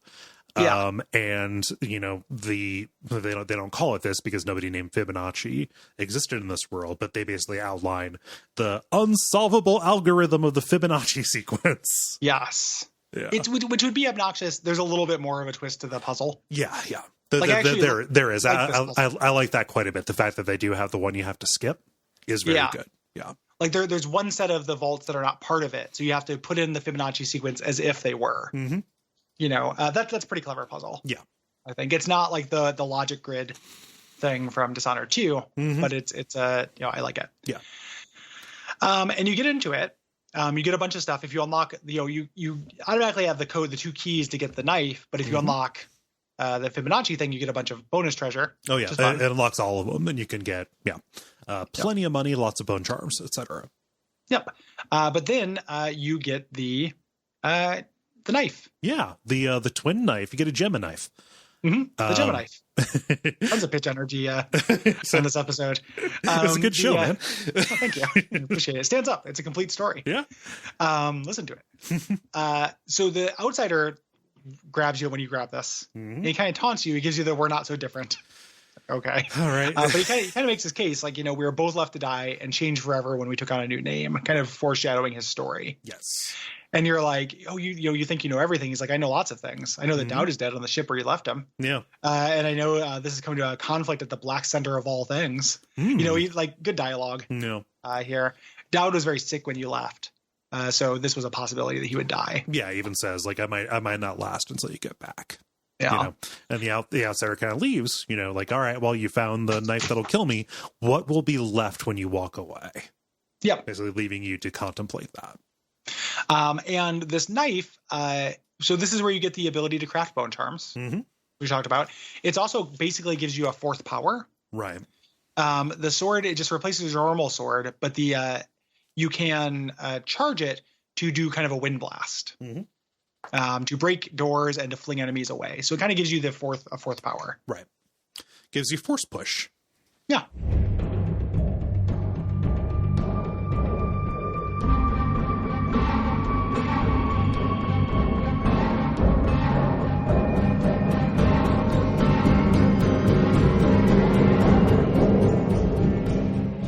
And this takes us on to the fourth mission. We found out that somebody, the Cienfuegos have given some documents to the conservatory. Mm-hmm. So we have to go to mission for the stolen archive. Yes, this is an area from the first game. Yep. Although it is Dishonored 2 or not. Yeah, I guess I suppose it's the main game. But it's changed substantially.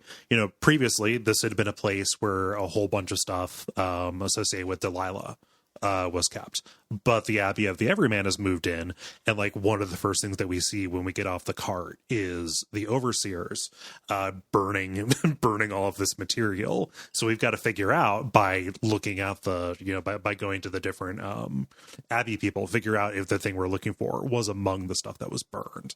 Mm-hmm. Yeah.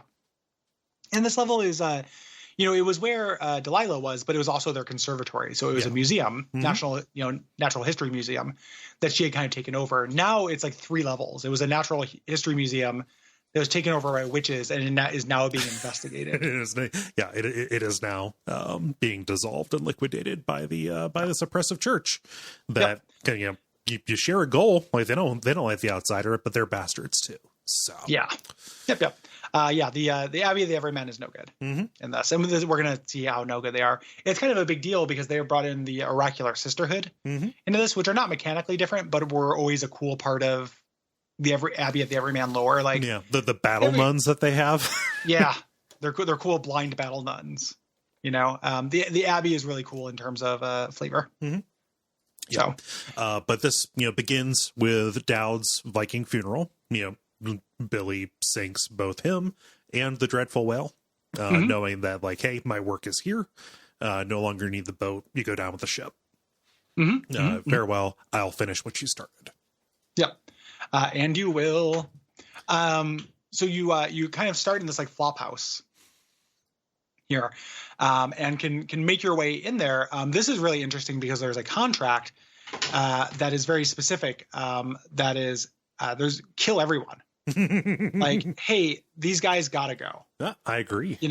Which I love. Like, hey, they're not okay. There's one overseer that they want to have you have torture and not kill. Put in this torture chair, which we'll learn about. Yeah. There's a thing they want you to grab, these prophecies, and then there's also a side mission, which is just if you're exploring. There's an apartment across the way. Did you end up going to that? No. Oh man, cool. I don't feel like I was rushing this. I feel like I dropped the ball. It's okay. Like no shame, but it's really cool. You get a mission to go in there and get this black bone charm, because their apartment. They're like, hey, I left my apartment in a hurry once the overseers showed up. I don't think they got to my treasure though because I trapped my apartment. Oh yeah. And it's this huge 2-story apartment full of tripwires and traps and blood flies and like to slowly, meticulously take apart. Oh, nice. It's really fun. And there are like dead guards that have tried to get in here. It's very cool. Yeah. So it's when you first leave, it's right across the street from the observatory. Okay. Or conservatory. Yeah. Yeah.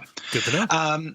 So you're going to go in here and just murder everyone. It's a pretty straightforward level. There are the overseers. So they have helmets, metal helmets. So you can't just headshot them from a distance and reliably one-shot them.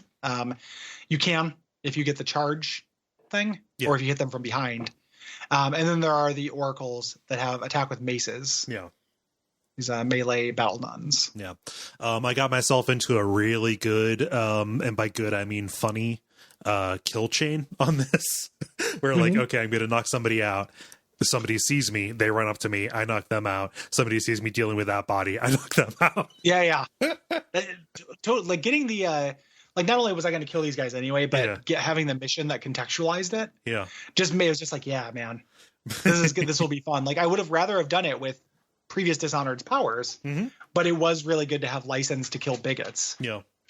No, like you're always going to get me with a game that lets you kill bigots. Yeah. So and Pocket agrees. Pocket hates bigots. Good boy. Pocket is anti-Flash. And Antifa cat. So having dealt now with the Antifa cat, just for a little cut there where I had to deal with the cat, peek inside the curtain. You're heading in here. We know that Sister Rosewin is the one here who has what we need. So we have to kill everybody. We also have to get into her office and such. Right. And find things. She's going to have kind of more sensitive documents that we need. And like to get her keys and everything, like she is out giving this like sermon to a whole bunch of the Oracular sisters. Yeah. Everybody is looking at her and well, they all got to go. But again, disempowered the actual combat side of this. This is where I really relied on the pearls. What were those called? The outsider pearls? Hag pearls. Yeah. So that is a reusable knockout. Thing and will distract people. Yes. So you can only carry one at a time, but you can shoot it out of your gun and pick it back up. Once you get the charge function, it will knock people out. Up until then, it just annoys them or gets their attention. Yeah. The way I dealt with this was setting a bunch of mines between me and them and then starting to snipe them. Yeah. And then having them die from the mines, the ones I couldn't snipe. Yeah. To get to me. There's also this little, so you get the key. There's a subplot in the basement as well. Yeah. Where they're torturing one of Delilah's witches. And again, I love the lore and cosmology of Dishonored. The way they torture them is things that are touched by the void. There's this perfect music that they use. Yes. And the math of the music, hurts them. And there's an audio recording of this. It seems extremely fucked up. What happens here. And that is what that little side mission is. You take the lead, Abby fella, overseer, and you put him in the chair for later. Yes. Kill everyone except for this guy so I can walk in here and just have my way with this guy who's been torturing us. But it's pretty fun. You can there's a witch here. You can let her out. Yeah. And save her. You get some stuff for it. You get the location of a key to a room that has these bone charms in it. Yeah. Yeah. Yeah. So you're eventually going to want to get up to the curator's office. And here, the head overseer, I forget his name, I didn't make a note of it, sorry. Okay. He is performing this autopsy on a woman. You take him out. It is straight up said that he is going to fuck this body. Yes. Yeah. Alvaro, there we go. Is this guy. Yeah. Yeah, pretty gross. The love dead. Not great. Yeah. Don't fuck the dead. No. I don't know, I guess when I think about it, what is my Are we going to make a PSA? Yeah, I know. I'm trying to think, do I have a real heavy moral objection? Where's my objection to that? Other than just don't do it. Yeah. I don't know. It's grody. And it's real disrespectful to the person. I think it's disrespectful to their family. Yeah. The person doesn't live there anymore. Right. But their family might not like it. Yeah. You can't consent when you're dead. No. Huh. I didn't expect to untangle the ethics of this today. Yeah. Well, it's worth considering. Yeah. What's up with those that necrophilia? We're gonna crack this nut. Yeah. I'm just asking questions. What up with it? Yeah. I'm going to turn this chair around. Let's have a rap about necrophilia. Yeah, just learn a little something. Yeah. Pro or con? Take a side. Yeah. Jesus God. But yeah, you get to the curator's office. This is where you end up taking us to Sister Rosewin. I sniped this. She's the one who's carrying the Silvergraph slide. You've got to basically take out a whole classroom of overseers. Mm-hmm. Yeah, they all gotta go. Yeah, they all gotta go. But this, you take this slide, put it in a projector, and this shows you the same topographical map that you saw in Dolores's office at the bank headquarters. Yeah. Yep. The specific location of this, which gives us our actual location. Mm-hmm. The quarry, the mine, the Shindari Peak, which we're going to. You pack up with this information. You go there for the final mission, a hole in the world. Right. And we're going to physically walk into the void as opposed to being drawn there by the outsider after dying. Right. Yeah. Shindari Peak is really cool. Mm-hmm. The idea here is there's like this one place on Earth where the barrier between real life and the void is very thin. Mm-hmm. It was a mining town that was had amazing silver, but the miners started going crazy and killing each other and having nightmares. Well, because there's the body of a dead god here. Exactly. Yeah. This is great flavor. I love it. It's been abandoned forever. You can find the old mining headquarters in the old mining town and hear these read these stories of the miners. And this has been taken over by this cult, the original cult, the 4,000-year-old cult that created the outsider and their descendants and what have you. Yes. And they turned it into a classic library mine video game level. Yeah. Well, it's part of the canon. But yeah, you show up and the outsider appears here saying hey, this is where the bastards work, essentially, saying, hey, you're going to find another artifact here, remnants of the god that came before him. And that is going to be the what lets us pass through the veil. Right. Yep. And this is kind of, to me, there's an interesting flavor here. It's kind of like a long, tedious level. It's very long. Yeah, it's really long. Mm-hmm. I understand it for the climax of the thing. Conceptually, this is very cool. Mm-hmm. And these guys are fuckers. Uh-huh. As soon as you get here, we learn how they are fuckers. Yes. He straight up says, these are the people who made me what I am today. Well, and you get, when you get to the mine, you get that demonstration where, the guy is getting, tries to get out of the gang and gets killed. Yes. And it's because he's been talking to rats. And, one of their precepts is don't be concerned with mundane things. Yes. Like a rat. I'm well, the rats talk.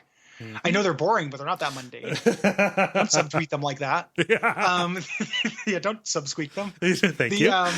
But they're real fuckers. You can also there's a really interesting mechanically in a way that I think that the potential doesn't actually get realized. Yeah. So you look at them close up, and they're turning to metal. Yes. They get these veins in them, like veins of silver. It's an incredibly cool look. But they have powers. Mm-hmm. You don't see them very often, but there are a bunch of different types of these guys, because the way Dishonored combat tends to be, you're stealthy and you kill guys in one hit, and you're not squaring up and doing a lot of one-on-one fights. But some of these guys can double jump, some of them can blink, some of them can move really fast, some of them get they use bone charms, they use runes. It's pretty neat. Mm-hmm.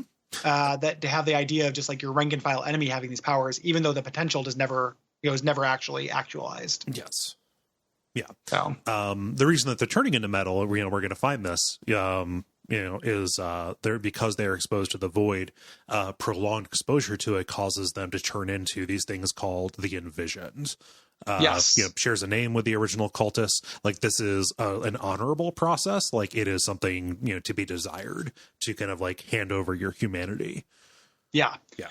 Even though doesn't sound, the Envision get real weird. Yeah. They stop talking. There are things that suggest that they can talk. They just choose not to, and it doesn't seem pleasant. No. Being one of the Envision to me. These are these crazy rock golems. We see one early on as we're sneaking in. Yes. The thing we see them talk about one walks into the wall. We kind of learn this background, but we're not going to straight up deal with them for a while. Yeah. There's something about the geometry of this level. It's mostly corridor, it feels like. In a weird way, and I do not associate that with fun Dishonored play. No, it ends up being real bottleneck heavy. Yeah, it's because of the space, right? Yeah. Like mines don't typically have a lot of hallways and rooms. Right. It's really strange. Like they spice it up in terms of flavor. Like there are gigantic bookshelves built into the walls. Like the really actual like barracks that they run is real cool. Yeah. But the wireframe is less cool. Like it's lots of hallways, lots of kind of crevasses. Right. Yeah. So you get to the living quarters, and you can overhear some cultists talking about this high-ranking member who was killed for apostasy. Seems to be a real problem. With people either learning too much and trying to get away, or learning just enough and trying to get away. Like this is not necessarily a warm place to be. It's like a really demanding cult. Like you have to give up give up all your titles, you give up all your wealth, you can't contact your family. There's a story you can hear about a guy who brought his dog. Oh, geez. And they killed his dog. Right. And then they killed him because he cried about it. Like they were like, the crime was not that he brought the dog. It was that he showed regret about it or showed remorse. Yeah. I'm like, oh yeah, these guys, this is an ancient evil order. These people are worse than anything that I've been dealing with. They gotta go. Yes. So this guy who apparently learned something he shouldn't have learned, he's been dealt with. We're going to find him a little bit later. His quarters are locked away. And we want to get in there to take a look at his research because it will be the key that we need. Yes. Yeah. So you wind your way through guarded corridors. You get to this void entrance, and we find the Eye of the Dead God. It's this big gem in the shape of an eye that's on the wall. Yes. And when you touch it, the power of this enters you. This glow stops. Everything goes milky here. And when you turn around, you are in this hybrid of the void and the level. Once I realized that this wasn't just a teleport to the void, but like you are seeing a different physically altered version of it, where it's all like mixed together. That is such a cool idea. It's really neat. It's so good. Reminds me of the old Hunters. Yeah. Like when you first show up in that area. It's also neat too, because the implication is that when you become the Envisioned, this is what things are really like. This is what is true. And this is what they see all the time. Yeah. One of my favorite little bits with the Envisioned, these like creepy golems, is hearing the cultists talk about them. Like, oh, it's weird. Like the Envisioned seem really agitated today. I wonder what's going on with them. Like, it's very scary to think that there are these giant rock golems that kind of like Big Daddies almost. Like that's a good comparison. Around, they're unknowable, but you still have to reckon with them. Yeah, they're still there. Yeah. And here they're almost like this object of like worship to them, but they're so alien and cold, and they maybe used to be your friend, and like it's real. God, the lore in Dishonored is cool. Yep. Like, give me that fucking Dishonored source book. Well, I mean, it's coming. Yeah, exactly. I'm way into it. Like, give it to me. Yeah. Have you read any of the novels? Are those good? I read the first couple chapters of The Corroded Man. I just didn't care for the prose. Yeah. Like, the lore was cool, and I was kind of skimming it for lore bits. Yeah. But, like, the prose was a little bit, like author's first stab at doing Wolverine, it felt like. Oh. There's a little internal monologue, badass internal monologue that I had a hard time with. Yeah. So. Yeah, well. Yeah. So, but yeah, you've got to navigate this, So right here at the start, we find the body of this apostate kind of pinned to the wall. And this is where we get his key. Yes. This is Malchiodi is what his name is.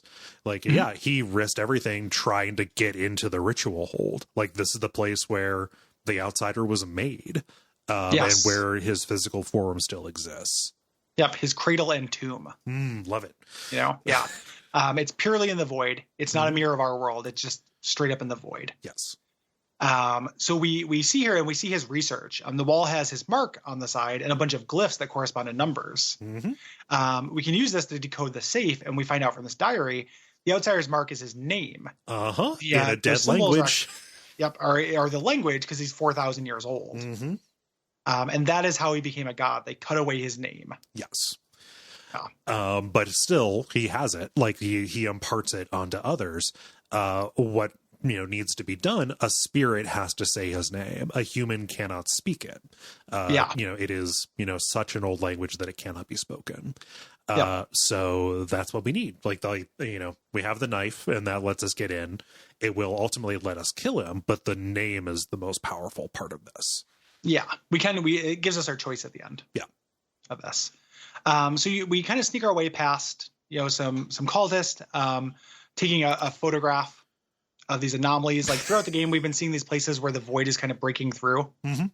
And this is a way to click on a flickering piece of scenery and get a kind of meaningless, voiceover from the outsider. Yeah. Just like two sides of a coin. Yeah. The coin flips forever, or something like that. It's a little bit. It's a little bit of the back half of BioShock Infinite leaking through into this game. Talking about these two realities trying to reconcile each other.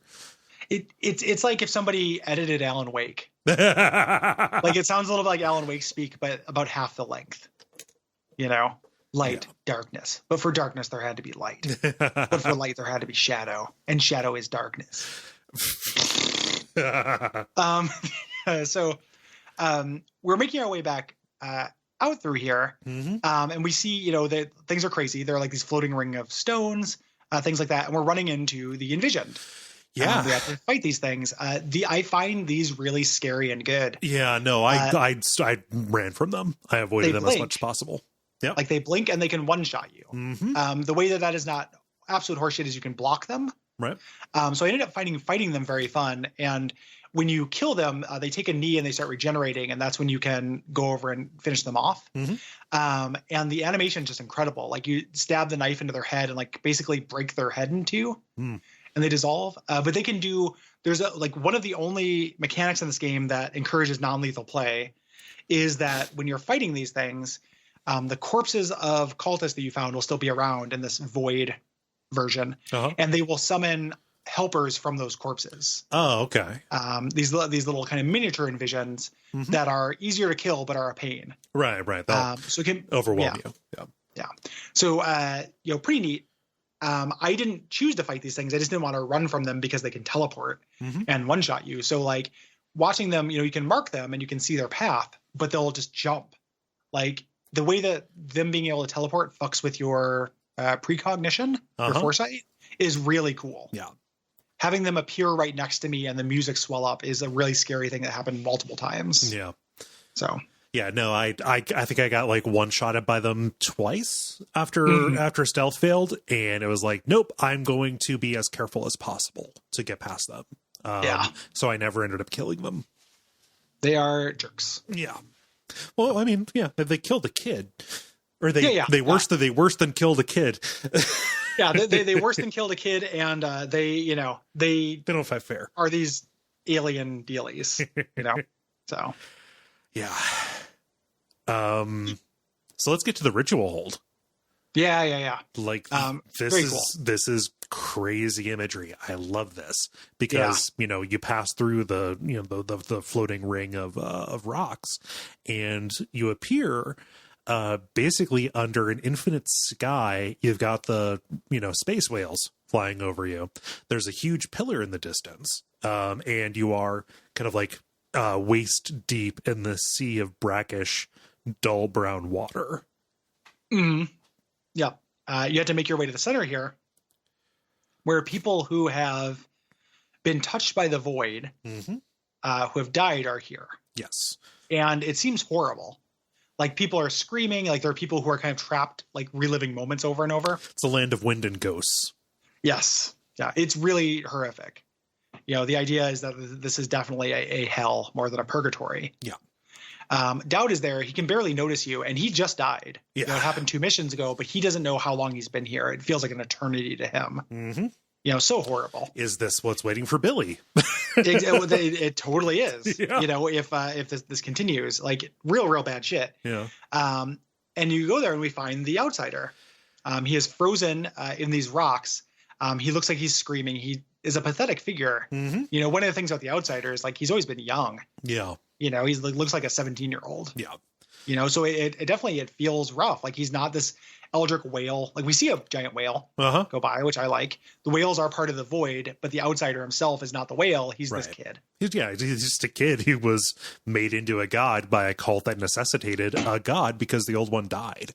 Yeah. They saw it in the stars. Yes. Is the reason why they sacrificed this kid. And like he talks about it. He talks about how they bathed him and put rings on his fingers and like all this stuff. And just you think about like a kid, like I don't know, man. Like a kid is a way to get to some of my emotional, I put up a lot of, I don't have your human emotions generally, like in a lot of ways, so it's hard for video games to touch my heart. It doesn't happen that often, but like kids, fucking 17, man, like 17-year-old deserves a lot of sympathy. That's a hard spot to be in. Yes.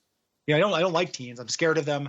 I don't like media about them generally, but I don't think they should be sacrificed. No. Like I'm still into them, to that degree. I like Billie's reaction to how pitiful the outsider is. She has steeled herself for kind of a great climactic battle.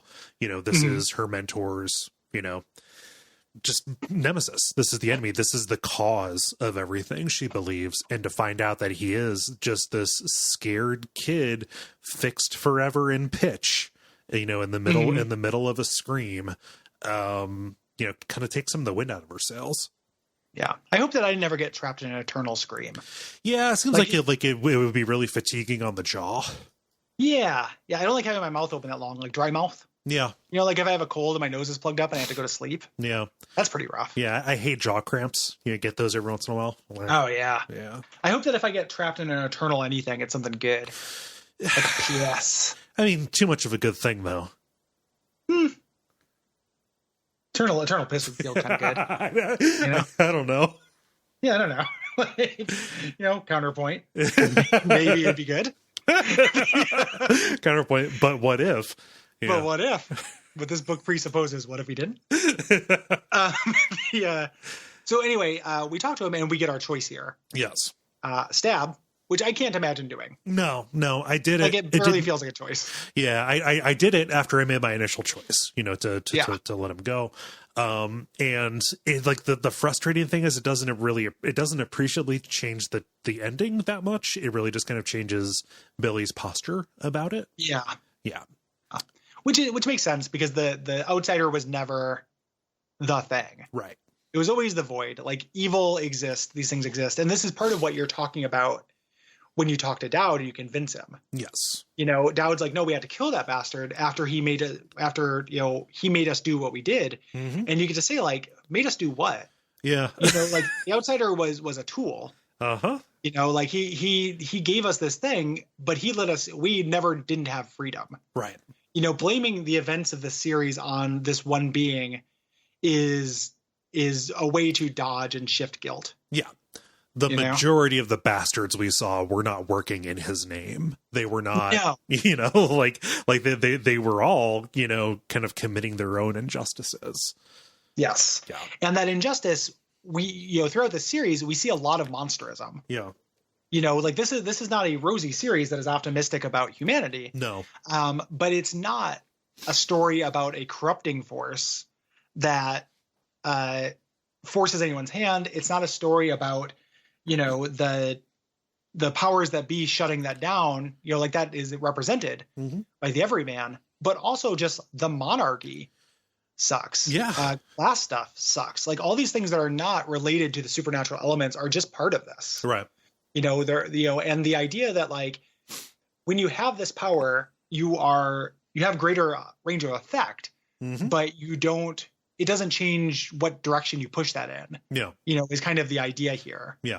And insofar as the outsider was acting as a chess master, he was kind of just amoral about it. It's like a chess master doesn't care if he wins. Yeah. Because he has no stakes. He has no skin in the game. He doesn't care that people worship him. In fact, he hates it. They come from the same, the same line, the same tradition that made him into what he was, into what he is. Yeah. Yeah. Yep. So forgiveness is the only thing that you can do. We're going to take the outsider off the board, but it doesn't have to involve his death. We can give him his life back. Yeah. Which is also a pretty wild thing to do. Yeah. He's a kid. He's going to be back, without his powers and 4,000 years later. Yeah. You're just gonna drive him mad with a cell phone. Well, he seemed to be pretty up to date. Like he has watched the way the earth, the way the society has moved on. He has seen every form of the solid. Like he saw the iPhone 1, the iPhone 2. There was no iPhone 2. iPhone 3. Oh, it went straight to the 3G. That's dumb. I know. Like, God, it's so stupid. Yeah. Some of them are S's, some of them are pluses. Yeah. Go to hell. Like, that's fucking A. I was correcting you here, so like some jerk didn't do it later. Some weird Apple partisan doesn't fuck with me. That's why I get the Outsider's power, so I can stop Apple. Like, just like death of the Steve Jobs. Oh, like he died 9 years ago, man. But he's not like true dead. I need like a Beetlejuice death for the dead kind of thing. Oh, like Lost Souls room. Yeah. Or Tim Kaine, Tim Cook. Tim Kaine can go. Yeah, like, is he the vice presidential candidate or is he the guy who made Fallout? I can't remember. No, so he was. It's an agitated day. It's an agitated day is the thing. So, nobody give me powers today. Please don't. I better not fuck up. Yeah. So when you make your choice to spare him, you go and you talk to Daud and say, hey man, like this can't be. Daud says, hey, the Outsider is the reason that everything happened. And Billie's kind of posture toward this is like, hey, all of this comes back to when you spared me, right? Like you had no reason to do that, but you did. Can that same mercy, can that same grace extend here? Mm-hmm. And that cows him, by basically calling him a hypocrite. And he says, forgiveness is a rare thing in this world. Billie, you're better than I was. And Daud is the one who ends up doing the killing blow, killing in quotes. He goes up because he is a spirit. He's able to, say the name that the Outsider's mark represents, and he whispers it into the ear of the Outsider. And he's unfrozen. Yep. He's unfrozen. His eyes turn normal. Mm-hmm. Like he wakes up, he's tasting blood, These eyes were closed for centuries, and down here I saw everything. Right. And the ending is very ambiguous. Like, right. She says, like, we don't know the real consequences of what happened. The Outsider can have a future. However, the void is still there. There's no telling who will get its magic next. Yes. Basically keeping the door open. Getting rid of the Outsider did not close the supernatural door on Dishonored. Mm-hmm. And there's no real sense of like what Billie is going to do in this ending. Mm-hmm.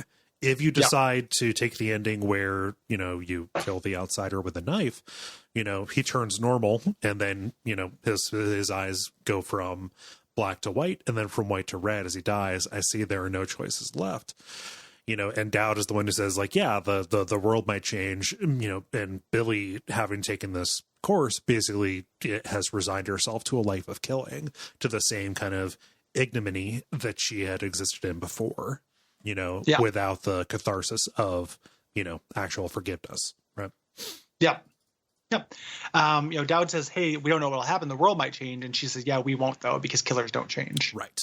Pretty dour. Mm-hmm. We don't exactly know what that means, but it is just choosing that dark path. And it's a weird thing to choose that, if you've played the whole series, not just because, up until this point, in the mainline Dishonored games, you are seeing a series of targets that got to go, but there are redemptive moments, right? Mm-hmm. Like you can go back in time and change the history with the mine owner, things like that.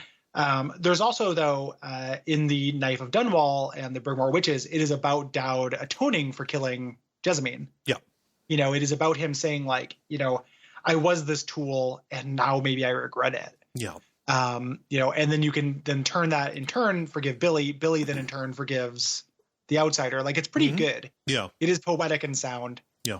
And stuff. And it feels like the canonical ending to free him. Mm-hmm. So. Yeah. It's remarkable, like looking at, these first two games and their expansions kind of as a whole, the fact that you do have these kind of twin narratives that interact with each other is really cool from like a structural kind of point of view. And the fact that both of them end up getting their own resolution. Right. Yeah. Yep. Yeah. Really good. Yeah. Like I think this is a, weird thing. Like, as somebody who is a Dishonored super fan who has played all the Dishonored games, it's probably my least favorite Dishonored product, but I still love it. Like the flavor and story and thematic resonance is really good. I think to me this really highlights that for like Dishonored, a lot of it is about like the verb of playing Dishonored more than it is about the lore and flavor and themes, which I still really like. But at the end of the day, Dishonored is a video game to me. Yeah. And interfering with that part is always going to dampen my enjoyment just a little bit, even if it's not tons. Yeah. I'm going to say this, and it's important to remember I like the game, and I think that they still put out a good product that was satisfying. Like I beat it in a day, not because it was short, but because it was compelling. Because you skipped all those side quests. Well, okay, yeah, I'm like, God damn it. Oh no, but like like Death of the Outsider kind of exists as a little bit of an experiment. Like, okay, what can we cut away? And still have a functional game, but like makes it not feel like a Dishonored thing entirely. And like the stuff that they took away is actually like really necessary for it. So I'm curious what lesson they learned from this, if they are going to go on and work on other similar things. Are they going to continue in this direction, or will they kind of stick to the stuff, that they will they return the stuff that they cut away? Well, they because the arcade made Prey. Yes. Like after this, and have you played Prey yet? Oh yeah, I played Prey years ago. Yeah. So like Prey, is more expansive. Yeah. Than this, like has a pretty wide scope, I think. So I think they're still interested in that. I don't know if they just kind of felt like a little bit of saturation or fatigue. Maybe with the property, like in the characters, and kind of like because Dishonored does have a very specific kind of tone. To it and aesthetic feel and everything. Like Dishonored, you can spot a Dishonored game by a screenshot really easily. Yeah. Just a screenshot of a building. Like it's a very unique feel. So maybe they just a little bit of over that. Yeah. Which I understand because they did do an expansive thing. Their new thing looks expansive as well. Yeah. I think they're not done doing that. Yeah. I think that but for Dishonored itself, they might have just been a little bit sick of it, and it'll take somebody coming back with a cool idea. Yeah. Me. And being hired to creatively consult and design Dishonored 3. So. Yep. But yeah, I don't know. It's a good object lesson, as an A/B test, really, of like what features kind of give this, the satisfying kind of like gameplay fingerprint that the series is known for. Again, while still being a fun thing to play. Yeah, being a fun thing in part because of its scope. Yeah. Because it is a couple sitting game. Like you can sit down and play it in a day like you did. You can sit down and do one mission a night, like play it like a Telltale episode thing, and that's pretty fun. Yeah. Like it's a good little single dose of Dishonored, like as an expansion, as like a novella. Yeah. It hits a nice place for that. I think that with this power set, and these verbs and this level design, if you had filled this out with like 3 more levels that were basically the same strength as the second level, it would outstay its welcome. Yeah. Like I would get too fatigued by the lack of character growth options and expressive play and get sick of it. But as is, it kind of gets in and gets out. It tells its story in the right amount of time and ends up being like a very fun, like B+ game. Yeah. B game. So, which I love B games. I love B+ games. So, yeah. I think that's probably about it. Think so. Yeah. Thanks everybody for listening. We appreciate you. If you have anything to say about Death of the Outsider, the deadline is February 15th. Yes. February 15th, go to Duckfeed.tv/contact. Write in if you have thoughts about Death of the Outsider, if you have Atari 2600 memories, or if you have thoughts about XCOM, Enemy Within /Enemy Unknown. That is going to be our premium episode next week. And the way that'll work is the first part will be talking about kind of systems and generalities, and then the second part will be talking about mission types and classes and enemies and getting really into the nitty gritty, since that is kind of a simulation game, or a strategy game where like it's not as so much about following the narrative. So the generalities will be a little svelte.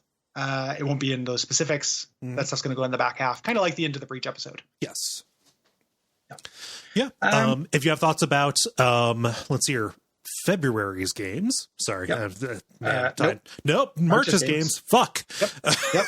We have thoughts about March's games. The deadline for that will be March the 15th. Those games are going to be Valdis story, the Abyssal City, Axiom Verge, and then a big one, our premium episode that month is going to be Legend of Zelda Ocarina of Time.